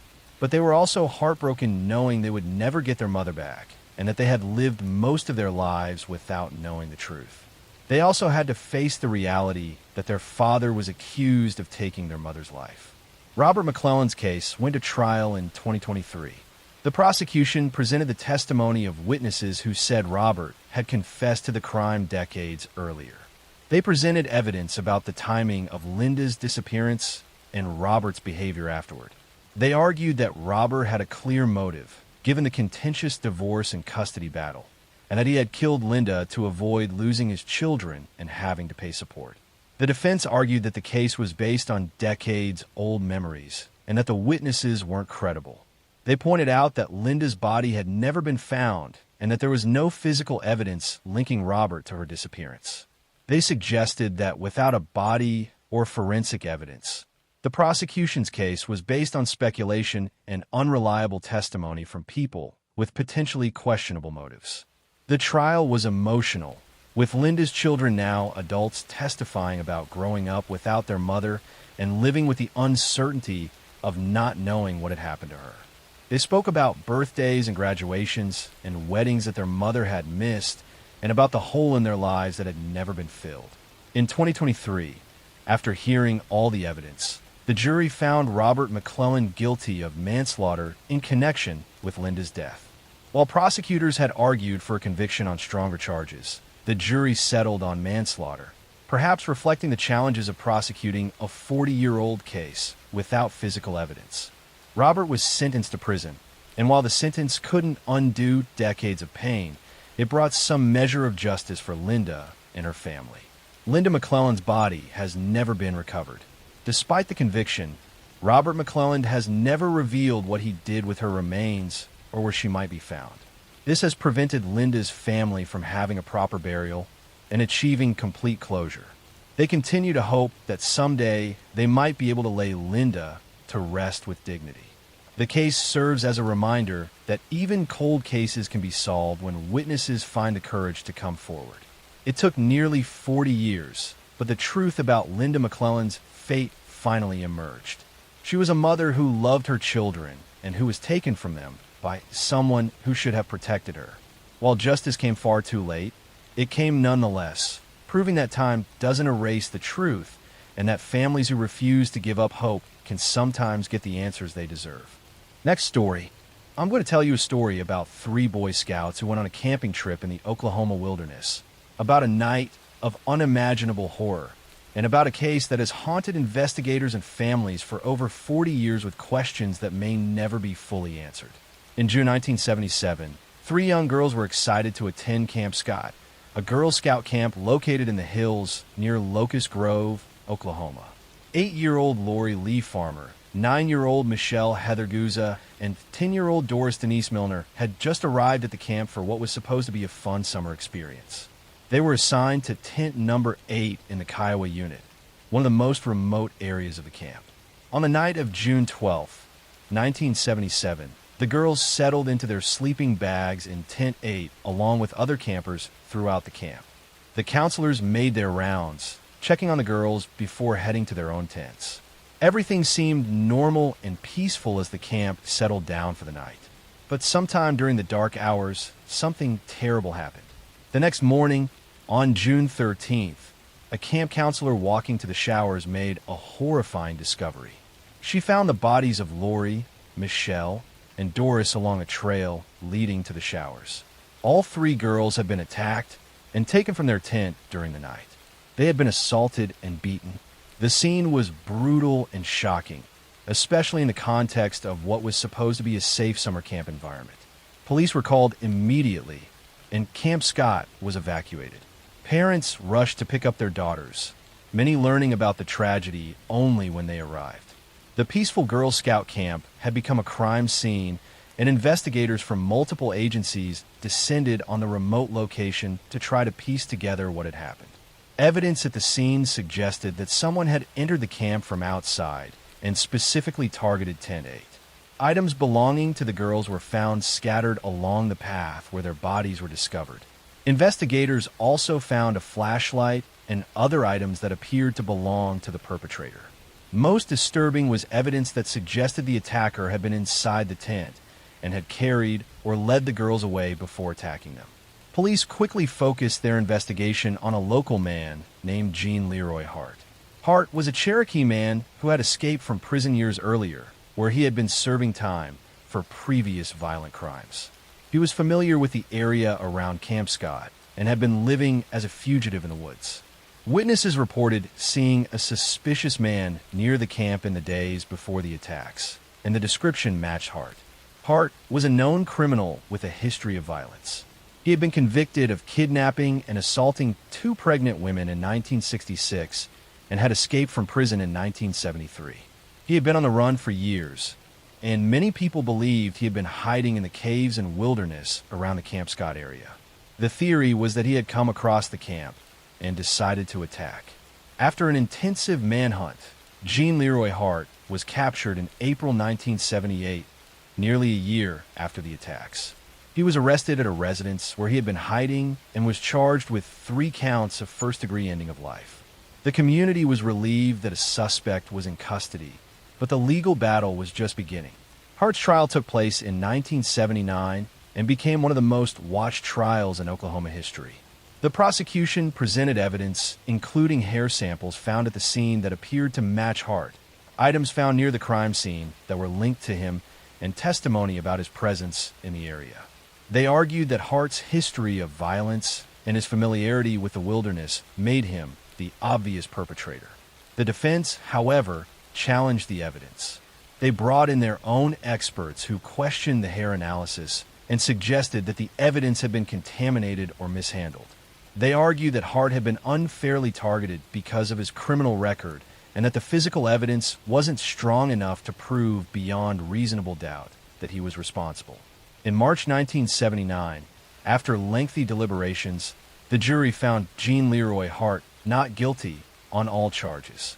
The verdict shocked many people, especially the families of the victims who believed Hart was responsible. The acquittal meant that legally, the case remained unsolved and no one had been held accountable for the deaths of Lori, Michelle, and Doris. Just 2 months after his acquittal, in June 1979, Gene Leroy Hart died of a heart attack while exercising in prison where he was serving time for his previous convictions. His death meant he could never be tried again if new evidence emerged, and it left many questions forever unanswered. In 2008, authorities decided to use modern DNA technology to re-examine evidence from the case.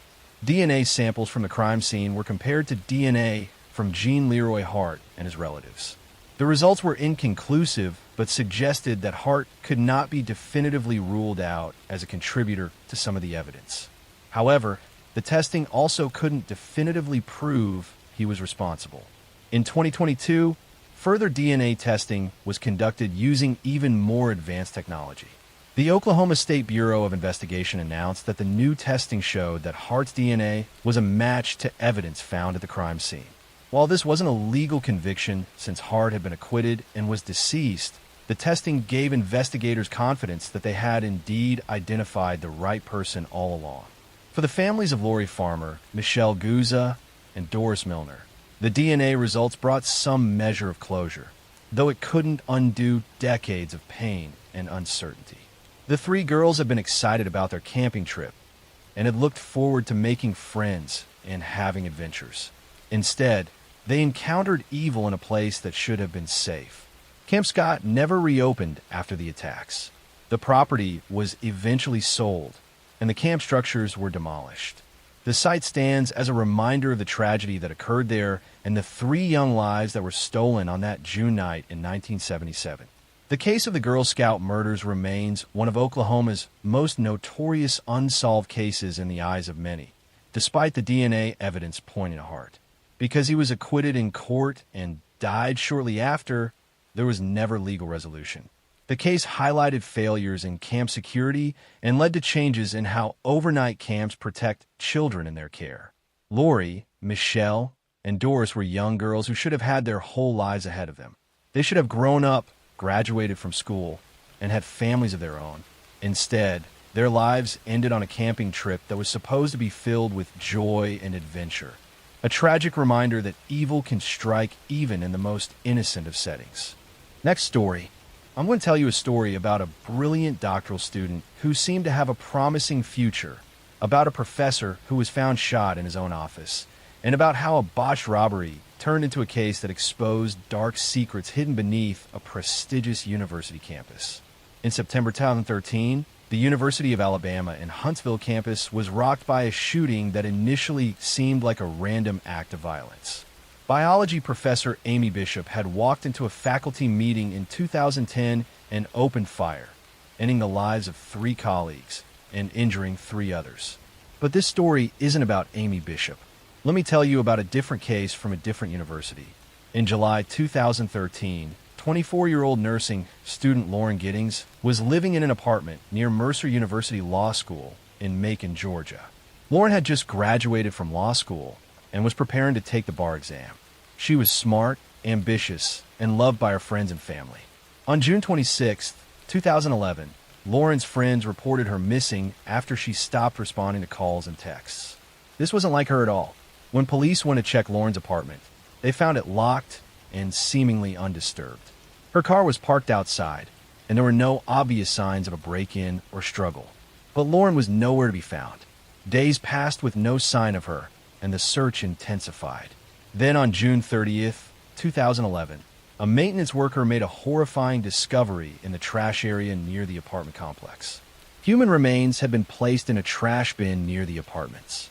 The body had been dismembered and placed in garbage bags.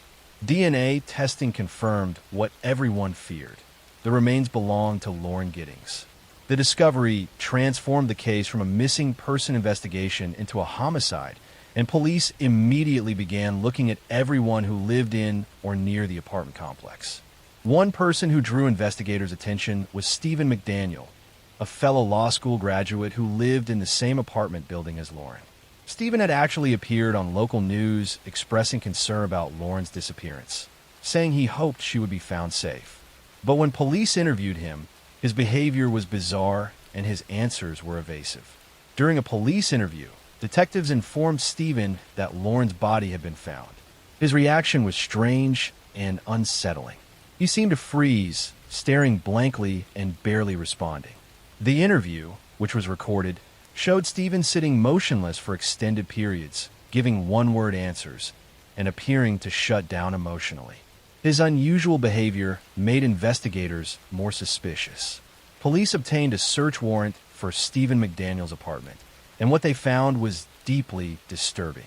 Stephen had an obsession with Lauren. He had been secretly recording her through her window and had videos of her in her apartment without her knowledge.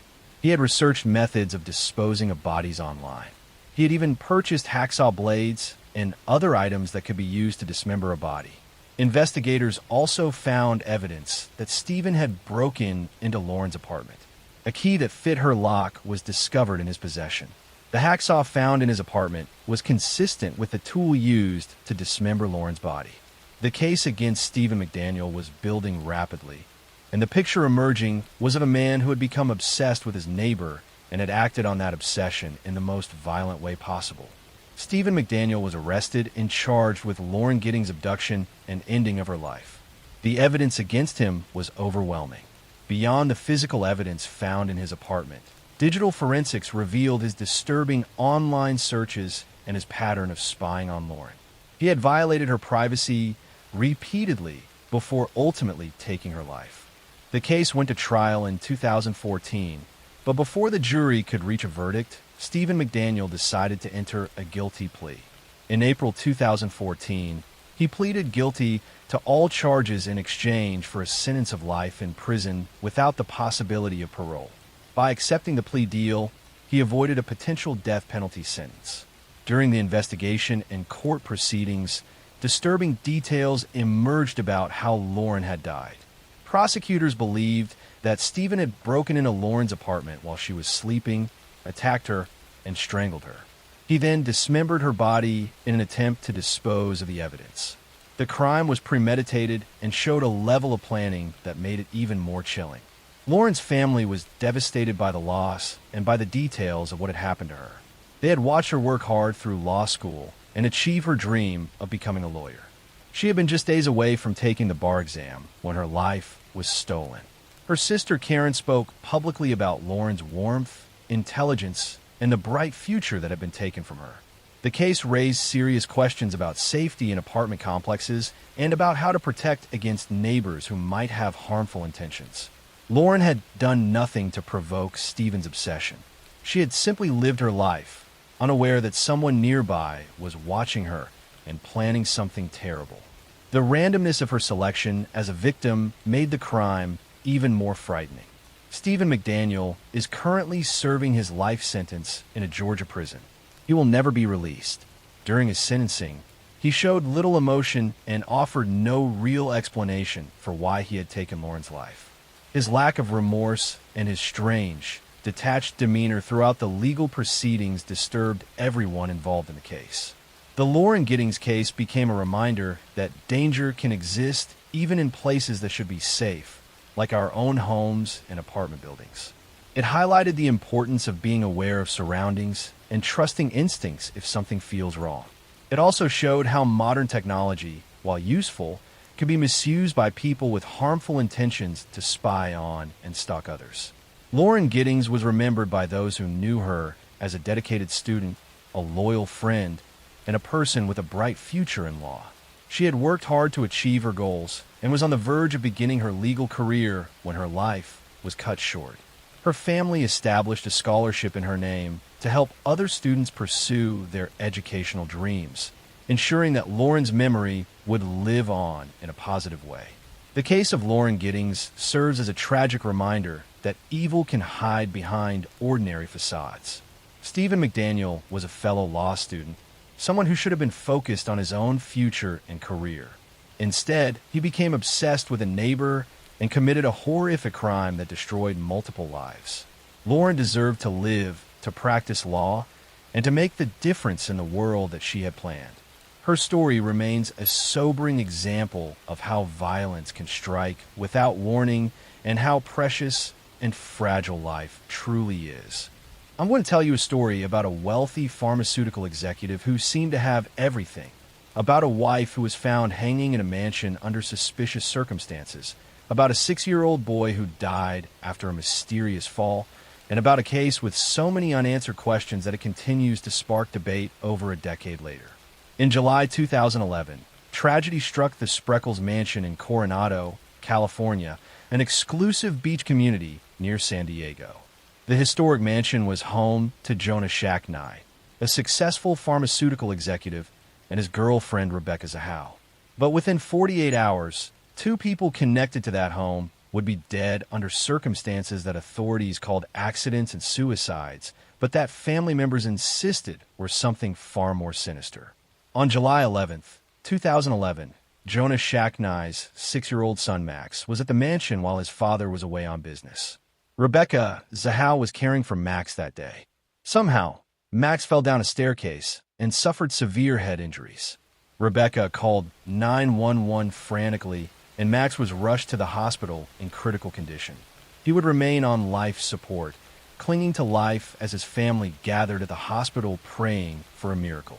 2 days later, on July 13, 2011, while Max was still in the hospital fighting for his life, another tragedy occurred at the mansion. Early that morning, Jonah's brother Adam Shacknai, who was staying at a guest house on the property, called 911 reporting that he had found Rebecca Zahau hanging from a balcony of the main house. She was naked, with her hands tied behind her back and her feet bound together. A strange message was painted in black on a door. She saved him. Can you save her? Police and investigators arrived at the mansion and began examining the scene. Within hours, authorities made a stunning announcement. They declared that Rebecca Zahau's death was a suicide. According to their theory, Rebecca had been distraught over Max's accident and blamed herself for what had happened. They claimed she had tied her own hands and feet, fashioned a noose, and jumped from the balcony, hanging herself. Rebecca's family immediately rejected this conclusion. They couldn't believe that Rebecca would take her own life, especially in such an elaborate and painful way. They pointed out that it seemed physically impossible for someone to tie their own hands behind their back in the complex manner shown in the crime scene photos. They also questioned why someone would choose to die naked and why the cryptic message had been painted on the door.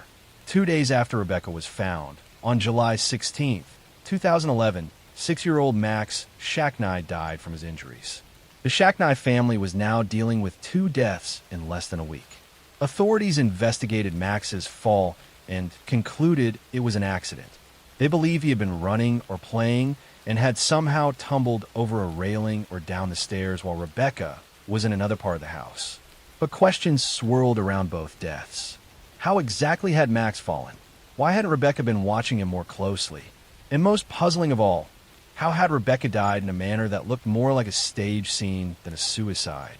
Rebecca's sister Mary spoke out publicly, insisting that her sister had been happy and had no reason to take her own life. Private investigators hired by Rebecca's family examined the evidence and came to a very different conclusion than authorities. They argued that the position of Rebecca's body, the bindings on her hands and feet, and other physical evidence were inconsistent with suicide. They believe Rebecca had been attacked and that her death had been staged to look like suicide. Suspicion fell on Adam Shacknai, Jonah's brother, who had found Rebecca's body. Some questioned why he had been staying at the mansion and whether he might have blamed Rebecca for Max's accident. Adam maintained that he had nothing to do with Rebecca's death and that he had simply been the unfortunate person to discover her body. In 2013, Rebecca Zahao's family filed a wrongful death lawsuit against Adam Shacknai, alleging that he had taken Rebecca's life. The civil trial took place in 2018, and the jury heard conflicting expert testimony about whether Rebecca's death could have been a suicide or whether it had been staged. The jury ultimately found Adam Shacknai responsible for Rebecca's death and awarded her family millions of dollars in damages. Adam Shacknai has consistently denied any involvement in Rebecca's death. He appealed the civil verdict, but the judgment was upheld. Despite the civil verdict, no criminal charges have ever been filed. The San Diego Sheriff's Department has maintained their original conclusion that Rebecca's death was a suicide, despite the civil jury's finding. The case has been featured in numerous documentaries and true crime shows, with experts weighing in on both sides. Some believe the authorities got it right, and that Rebecca did take her own life in an unusual but possible manner. Others believe there was a rush to judgment, and that evidence of foul play was overlooked or ignored.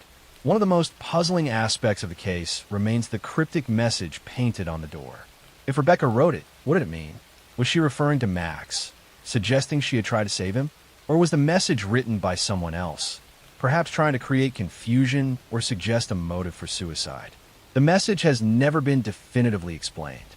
The Shacknai family tragedy tore multiple families apart. Max's mother, Dina Shacknai, lost her only son. Rebecca's family lost a daughter and sister they believed was the victim of violence that was covered up. Jonah Shacknai lost both his son and his girlfriend in less than a week. The relationships between all these families became strained and adversarial as blame was assigned and legal battles ensued.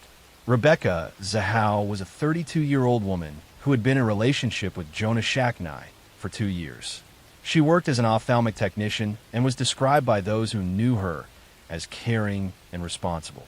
She had been looking forward to a future with Jonah and had no history of mental illness or suicidal thoughts, according to her family. Max Shacknai was a young boy who loved sports and spending time with his family. His death at such a young age was heartbreaking regardless of how it occurred. Whether his fall was a tragic accident or something else, a child's life was lost. The deaths at the Spreckles mansion remain controversial more than a decade later. Depending on who you believe, Rebecca Zahao either took her own life in an extremely unusual suicide or was the victim of a homicide that was covered up. The truth may never be fully known, but the tragedy of 2 deaths in one house within days of each other continues to haunt everyone connected to the case and spark debate about what really happened during those July days in 2011. I'm going to tell you a story about a pregnant woman who was preparing to celebrate Christmas with her family. about a husband who made a desperate 911 call, and about how investigators discovered that a loving marriage was actually hiding years of abuse that ended in a tragedy on Christmas morning. In December 2009, the Kleinden's family was looking forward to celebrating Christmas together in their home in Harford County, Maryland. 29-year-old Crystal Kleindenst was 5 months pregnant with her second child, and she and her husband Chris were raising their young daughter together. From the outside, they seemed like a typical young family preparing for the holidays. But on Christmas morning, December 25, 2009, Chris Kleindenst called 911 in a panic. He told the operator that he had woken up to find his wife, Crystal, unresponsive in their bed. He said she wasn't breathing and that he didn't know what was wrong. Paramedics rushed to the home, but when they arrived, they found Crystal was already deceased. She had been dead for some time. The circumstances of Crystal's death immediately raised red flags for investigators.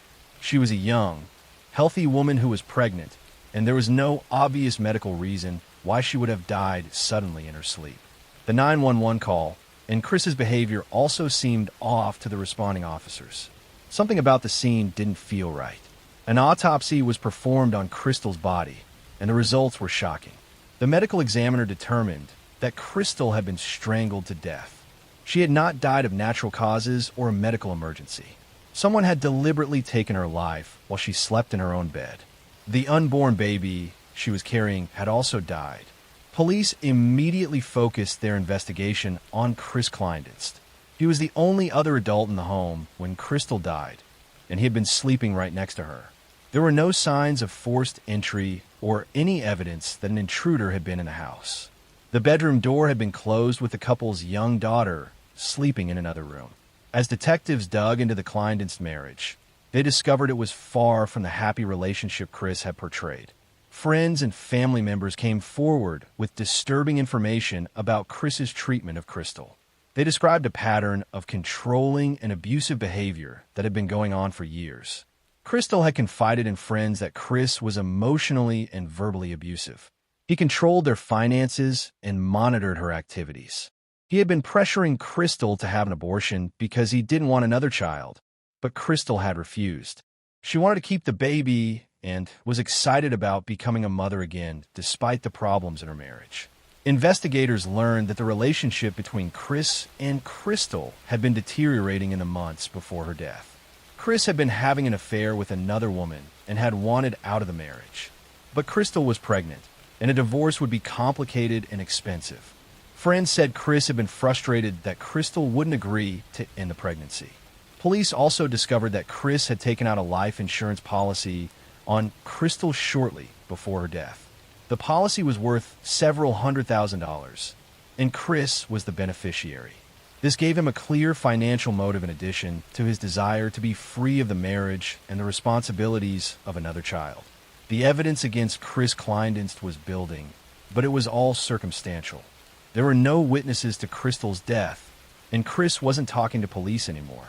Investigators needed to build a case that would convince a jury beyond reasonable doubt that Chris had strangled his pregnant wife on Christmas morning.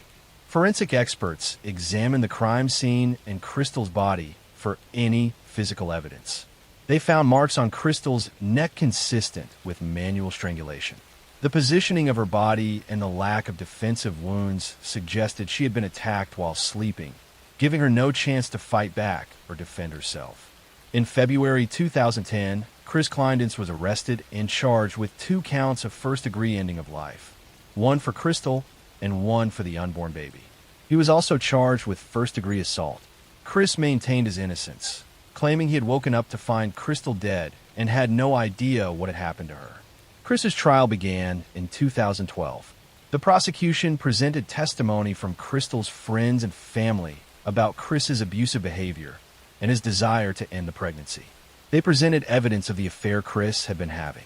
They showed the jury the life insurance policy Chris had purchased, and they presented the medical examiner's testimony that Crystal had been strangled to death.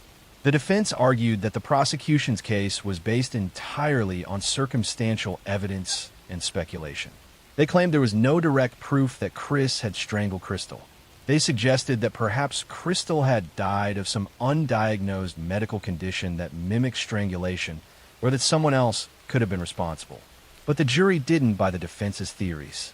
The combination of the medical evidence, Chris's suspicious behavior, his motive to be free of the marriage and the pregnancy, and the life insurance policy was too compelling. In May 2012, Chris Kleindienst was found guilty of 2 counts of second-degree ending of life. The judge sentenced Chris to 2 consecutive life sentences plus an additional 30 years. The judge noted the particularly cruel nature of strangling a sleeping pregnant woman on Christmas morning, with the couple's young daughter in the next room. Chris was taken to prison, where he will spend the rest of his life. Crystal's family spoke at the sentencing about their loss. They described Crystal as a loving mother and daughter who had been trying to escape an abusive relationship but had run out of time. They talked about the granddaughter who would grow up without her mother and the baby who never got the chance to be born. The double loss devastated the family. The case also left Crystal's daughter without either parent. Her mother was dead, and her father was in prison for taking her mother's life. The little girl who should have been waking up to Christmas presents that morning instead lost her entire family in one terrible act of violence. Crystal Kleindienst should have been celebrating Christmas with her daughter, looking forward to the birth of her second child, and planning for the future. Instead, she was taken by someone who saw her and their unborn baby as obstacles to the life he wanted. Chris Kleindienst chose to strangle his pregnant wife rather than simply get a divorce, a decision that destroyed multiple lives and left a young child without parents. The case served as a tragic reminder that the most dangerous time for women in abusive relationships is often when they are pregnant or trying to leave. Crystal had been trapped in a controlling relationship with a man who ultimately decided that ending her life was easier than letting her go. I'm going to tell you a story about a young mother who disappeared after dropping her son off at daycare, about a husband who seemed desperate to find his missing wife, and about how investigators discovered that a seemingly devoted family man had been living a double life that led him to commit an unspeakable crime. In May 2010, 25-year-old Kinsey Hauk was 7 months pregnant and living with her fiancé Chris Brown and their blended family in rural Pennsylvania. Wait, that's a different case. Let me tell you the correct story. In September 2012, 30-year-old Jennifer Dullos was a successful writer and mother of 5 children living in an affluent suburb of Connecticut. She was going through a contentious divorce from her husband Fotis Dullos, and the couple was battling over custody of their children. Jennifer had moved out of the family home and was living in a rental house in New Canaan with the kids. On the morning of May 24th, 2019, Jennifer dropped her children off at school and returned home. That was the last time anyone saw her alive. When Jennifer failed to pick up her children from school that afternoon, friends immediately knew something was wrong. Jennifer was an extremely devoted mother who would never miss picking up her kids. Police were called, and a missing person investigation began. Officers went to Jennifer's home and found her car parked in the garage. Inside the house, they discovered signs of a violent struggle. There was blood evidence throughout the garage and house, with attempts having been made to clean it up. The amount of blood suggested that whoever had been injured was unlikely to have survived. Jennifer's phone and purse were missing, but her car was there, indicating she hadn't left voluntarily. Police immediately suspected foul play and began investigating. The contentious divorce and custody battle made Jennifer's estranged husband Fotis Dullos an obvious person of interest.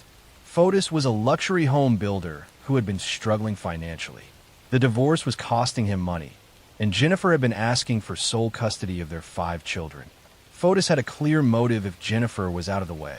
Investigators began tracking Fotis's movements on the day Jennifer disappeared. Surveillance footage from around New Canaan showed a vehicle matching Fotis's truck in Jennifer's neighborhood around the time she would have returned home from school drop-off. Additional surveillance footage from Hartford, Connecticut showed Fotis and his girlfriend Michelle Triconis driving around the city that evening, stopping at various locations to dispose of garbage bags.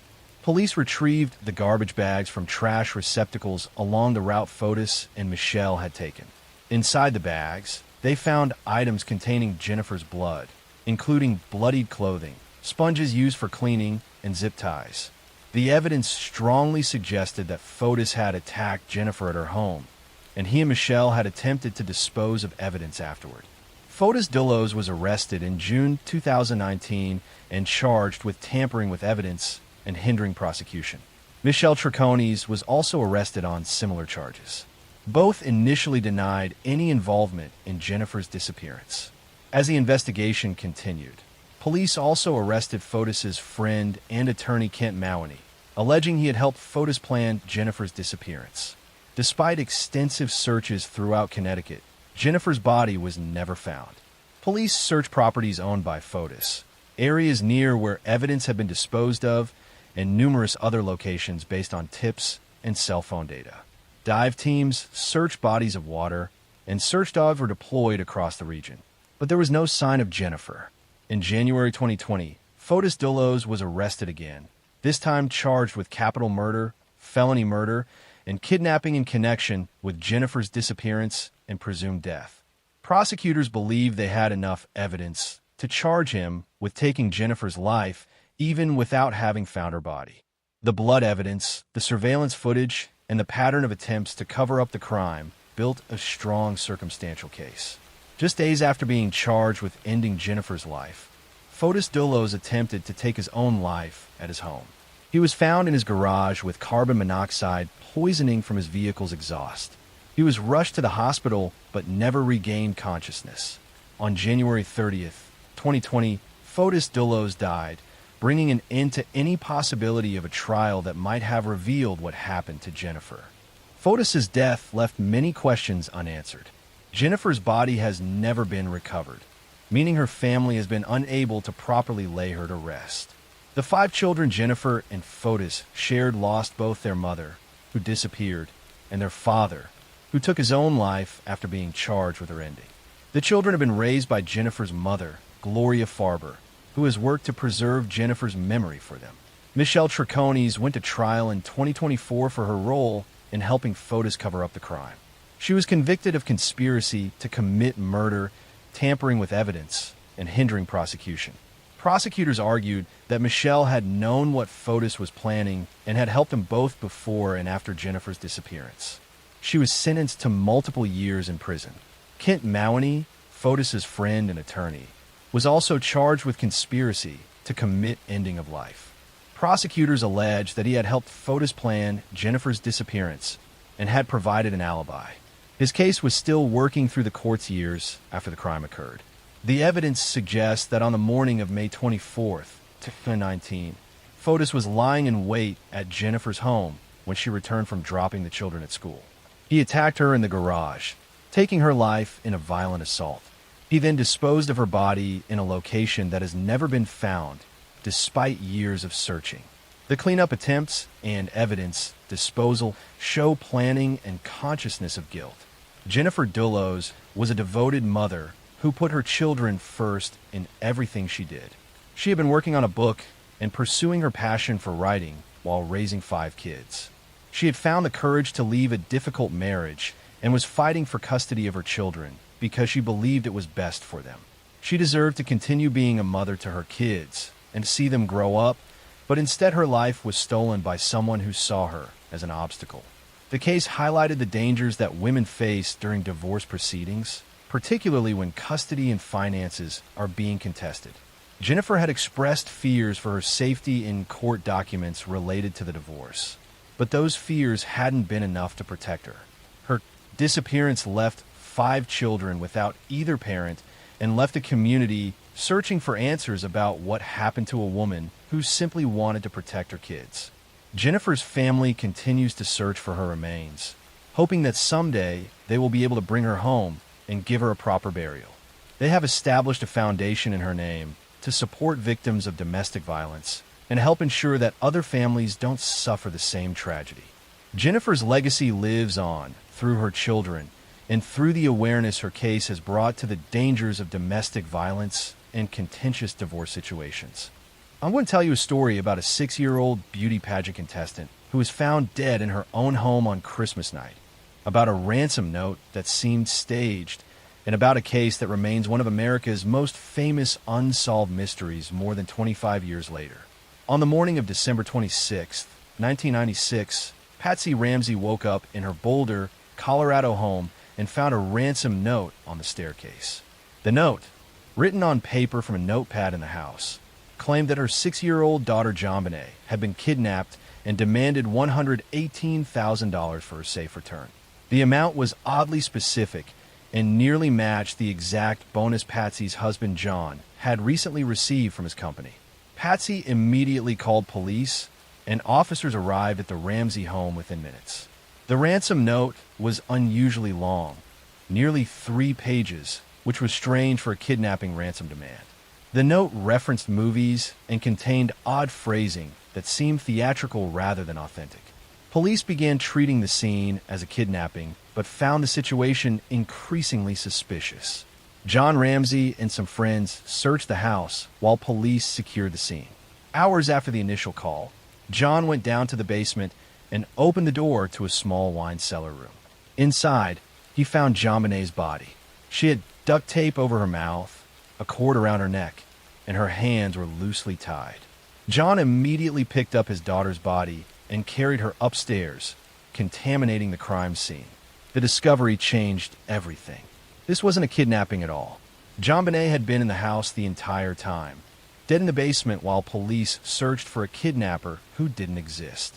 The medical examiner determined that JonBenet had died from strangulation by ligature and had also suffered a severe skull fracture. There was evidence suggesting she had been sexually assaulted. The case immediately became a media sensation. JonBenet had been a child beauty pageant contestant, and photos and videos of her in elaborate costumes and makeup were broadcast nationally. The images disturbed many people who felt uncomfortable with the sexualization of such a young child. The case sparked debates about child beauty pageants and whether they put children at risk. Police focused their investigation on the Ramsey family. The ransom note had been written on paper from inside the house using a pen from the house. There were no signs of forced entry anywhere. The oddly specific ransom amount matching John's bonus seemed too coincidental. The elaborate staging of the scene suggested someone with intimate knowledge of the family. Handwriting experts examined the ransom note and said they could not eliminate Patsy Ramsey as the author. The note contained phrases and handwriting patterns that were similar to Patsy's writing. Some experts believed she had written it, while others disagreed. The handwriting evidence became one of the most contentious aspects of the case. The Ramsey family maintained their innocence from the beginning. They insisted that an intruder had entered their home, attacked JonBenet, and left the ransom note to mislead police. They pointed to evidence of an unidentified male DNA found on JonBenet's clothing that didn't match any family member. They argued this DNA belonged to the killer. The Boulder Police Department and the district attorney's office had major disagreements about how to handle the case. The police wanted to focus more intensively on the family, while the DA felt there wasn't enough evidence to charge them. The disagreements hampered the investigation and created public confusion about the direction of the case. In 1999, a grand jury heard evidence in the case and voted to indict John and Patsy Ramsey on charges of child abuse resulting in death. However, the district attorney at the time refused to sign the indictment, saying there wasn't enough evidence to successfully prosecute. This decision wasn't made public until years later, adding another layer of controversy to the case. Over the years, various theories emerged about what happened to JonBenet. Some believed that an intruder had indeed killed her and that the family was innocent. Others believed that someone in the family, possibly accidentally, had harmed JonBenet and that the parents had staged the scene to cover it up. Still others suggested JonBenet's brother Burke, who was 9 at the time, might have been involved. In 2003, new DNA testing technology became available, and additional testing was done on evidence from the scene. The test confirmed the presence of DNA from an unknown male on multiple pieces of JonBenet's clothing. This DNA didn't match anyone in the Ramsey family or anyone in the DNA databases. In 2008, the Boulder District Attorney publicly apologized to the Ramsey family, stating that new DNA evidence had convinced prosecutors that an intruder was responsible and that the family was not involved. The letter was a dramatic reversal from years of suspicion directed at the family. Patsy Ramsey had died of ovarian cancer in 2006, never seeing her name officially cleared. John Ramsey has continued to advocate for justice for JonBenet and has pushed for further DNA testing using newer technologies. He believes that genealogical DNA databases, like those used to catch the Golden State Killer, could potentially identify his daughter's killer. Burke Ramsey, JonBenet's brother, has largely stayed out of the public eye, but has given occasional interviews maintaining that he and his family had nothing to do with his sister's death.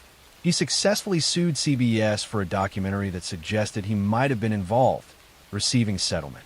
The case remains officially unsolved. Boulder police say the investigation is active and ongoing, and they continue to follow up on tips and review evidence periodically. In recent years, there have been calls to use advanced genealogical DNA techniques to try to identify the source of the unknown male DNA found at the scene. JonBenet Ramsey would be in her 30s today if she had lived. Instead, her life ended at age 6 in the basement of her own home on Christmas night. Whether she was killed by an intruder or by someone she knew, someone took a little girl's life and has never been held accountable. The case has become a symbol of how media coverage can overwhelm an investigation and how public opinion can turn against people before all facts are known. It also highlighted flaws in how the crime scene was handled initially, with key evidence potentially being contaminated or lost. For the Ramsey family, the tragedy of losing JonBenet was compounded by years of being suspected and accused in the court of public opinion. For those who believe an intruder was responsible, the case represents a failure of the justice system to identify and prosecute the real killer. Whatever the truth, JonBenet Ramsey's death remains one of the most infamous unsolved cases in American history, a mystery that has captivated and frustrated investigators and the public for more than a quarter century. I'm going to tell you a story about a young woman who went missing after attending a concert, about a case that remained unsolved for years, and about how a homeless man's confession finally revealed the dark truth about what happened that night.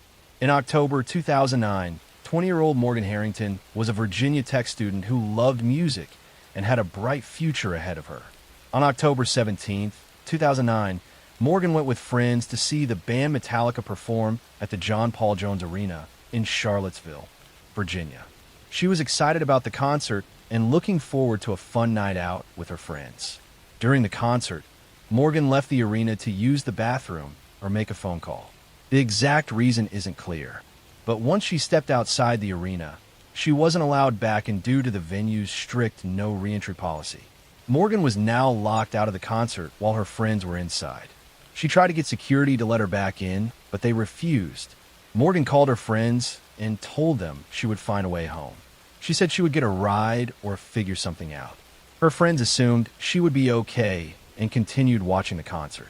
But that was the last time anyone who knew Morgan heard from her. She disappeared into the night and was never seen alive again.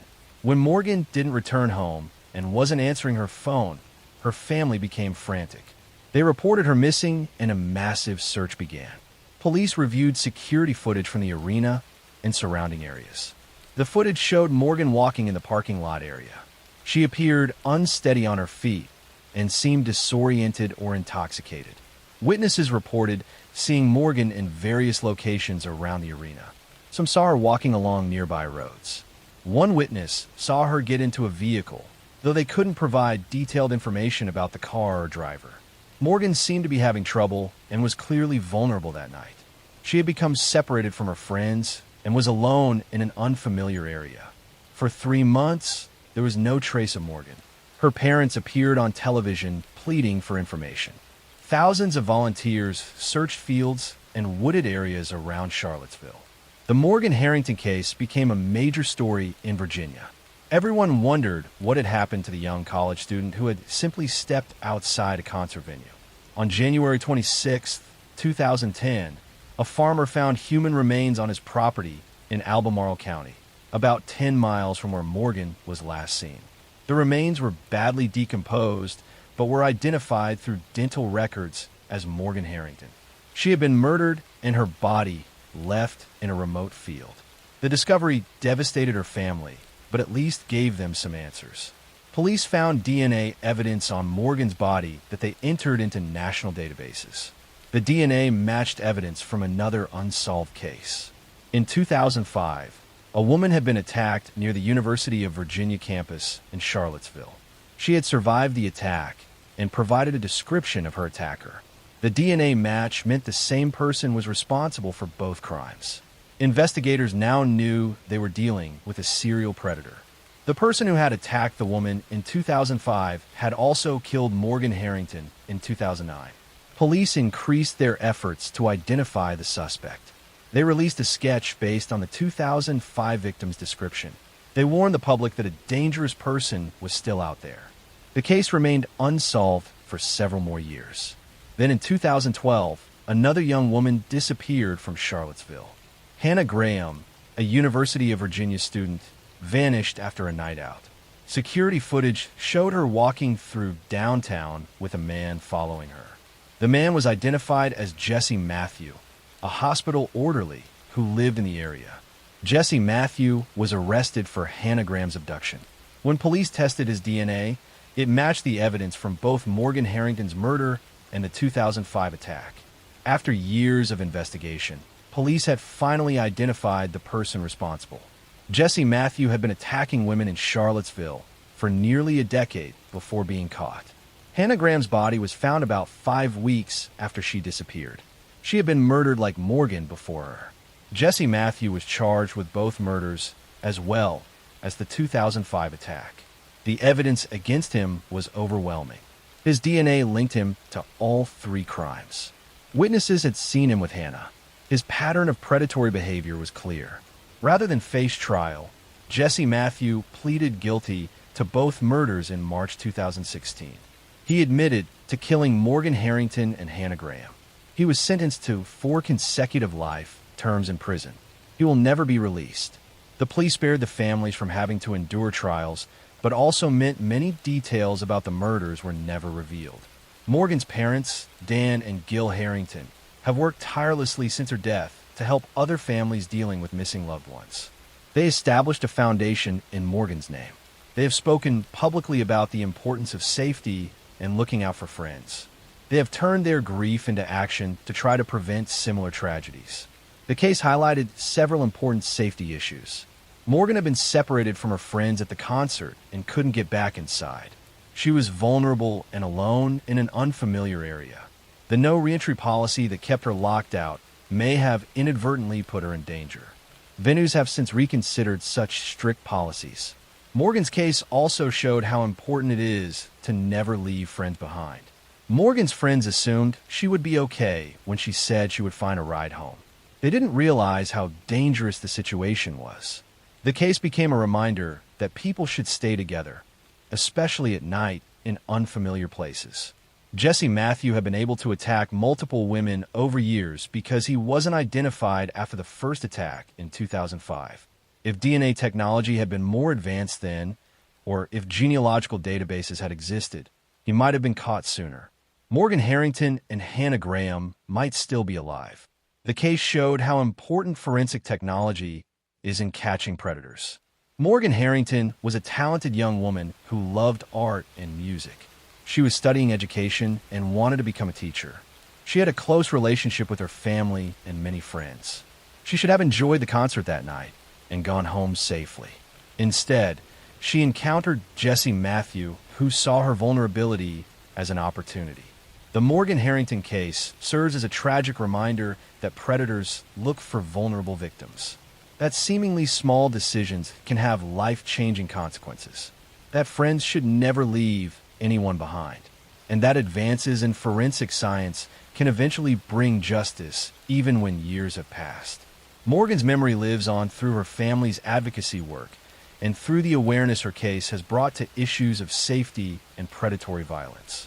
I'm going to tell you a story about a young woman who dreamed of becoming a doctor, about a night out that turned into a nightmare, and about how a college student's disappearance led to the discovery of a brutal crime that shocked an entire university community. In February 2019, 21-year-old Samantha Josephson was a senior at the University of South Carolina in Columbia. She was studying political science and had been accepted to law school. Samantha was excited about her future and was just months away from graduating. She was known for her bright smile and her dedication to her studies. On March 29, 2019, Samantha went out with friends to the Five Points Entertainment District near campus. It was a Thursday night, and the area was busy with college students enjoying the bars and restaurants. Samantha and her friends had a fun evening together. Around 2 in the morning, Samantha decided it was time to head home. Samantha called an Uber to pick her up from the Five Points area. She stood on the street waiting for her ride like thousands of college students do every night. Security camera footage captured Samantha getting into a black Chevy Impala that she apparently believed was her Uber. The car drove away with Samantha inside, but it was not her Uber. It was a stranger's car. When Samantha's real Uber driver arrived moments later, she was already gone. Her roommates became worried when Samantha didn't come home that night. They tried calling and texting her, but got no response. This was very unlike Samantha, who always stayed in contact with her friends. By the next morning, they knew something was terribly wrong. Police began investigating Samantha's disappearance. They reviewed the security footage and saw her getting into the black Chevy Impala. They also discovered that Samantha's phone had briefly connected to a cell tower in a rural area about an hour and a half from Columbia. Then the phone went dead and never transmitted another signal. Hunters in Clarendon County, about 90 miles from Columbia, found a body in a wooded area on March 30th. The body was identified as Samantha Josephson. She had been stabbed over 100 times with a weapon. The attack had been brutal and sustained. Samantha had fought for her life, but had been overpowered by her attacker. Police immediately intensified their search for the black Chevy Impala. They had the license plate from the security footage and began looking for the vehicle. Within hours, they located the car in Columbia and arrested the driver, 24-year-old Nathaniel Rowland. When police searched his car, they found Samantha's blood throughout the vehicle. They found her phone in the car. They found cleaning supplies that Rowland had purchased after the murder. Investigators discovered that Rowland had been driving around the Five Points area looking for potential victims. He had activated the child locks in his car so that passengers couldn't open the doors from the inside. When Samantha got into his car, thinking it was her Uber, she became trapped. Rowland had driven her to a remote location where he attacked and killed her. The evidence against Nathaniel Rowland was overwhelming. Samantha's blood was all over his car. His DNA was under her fingernails from where she had fought back. Security footage showed Samantha getting into his vehicle. Cell phone data placed both of them in the area where her body was found. Rowland had used cleaning supplies to try to remove evidence from his car. Rowland was charged with kidnapping and murder. The case received national attention and sparked conversations about rideshare safety. Students across the country suddenly became more aware of the importance of checking that they were getting into the right vehicle.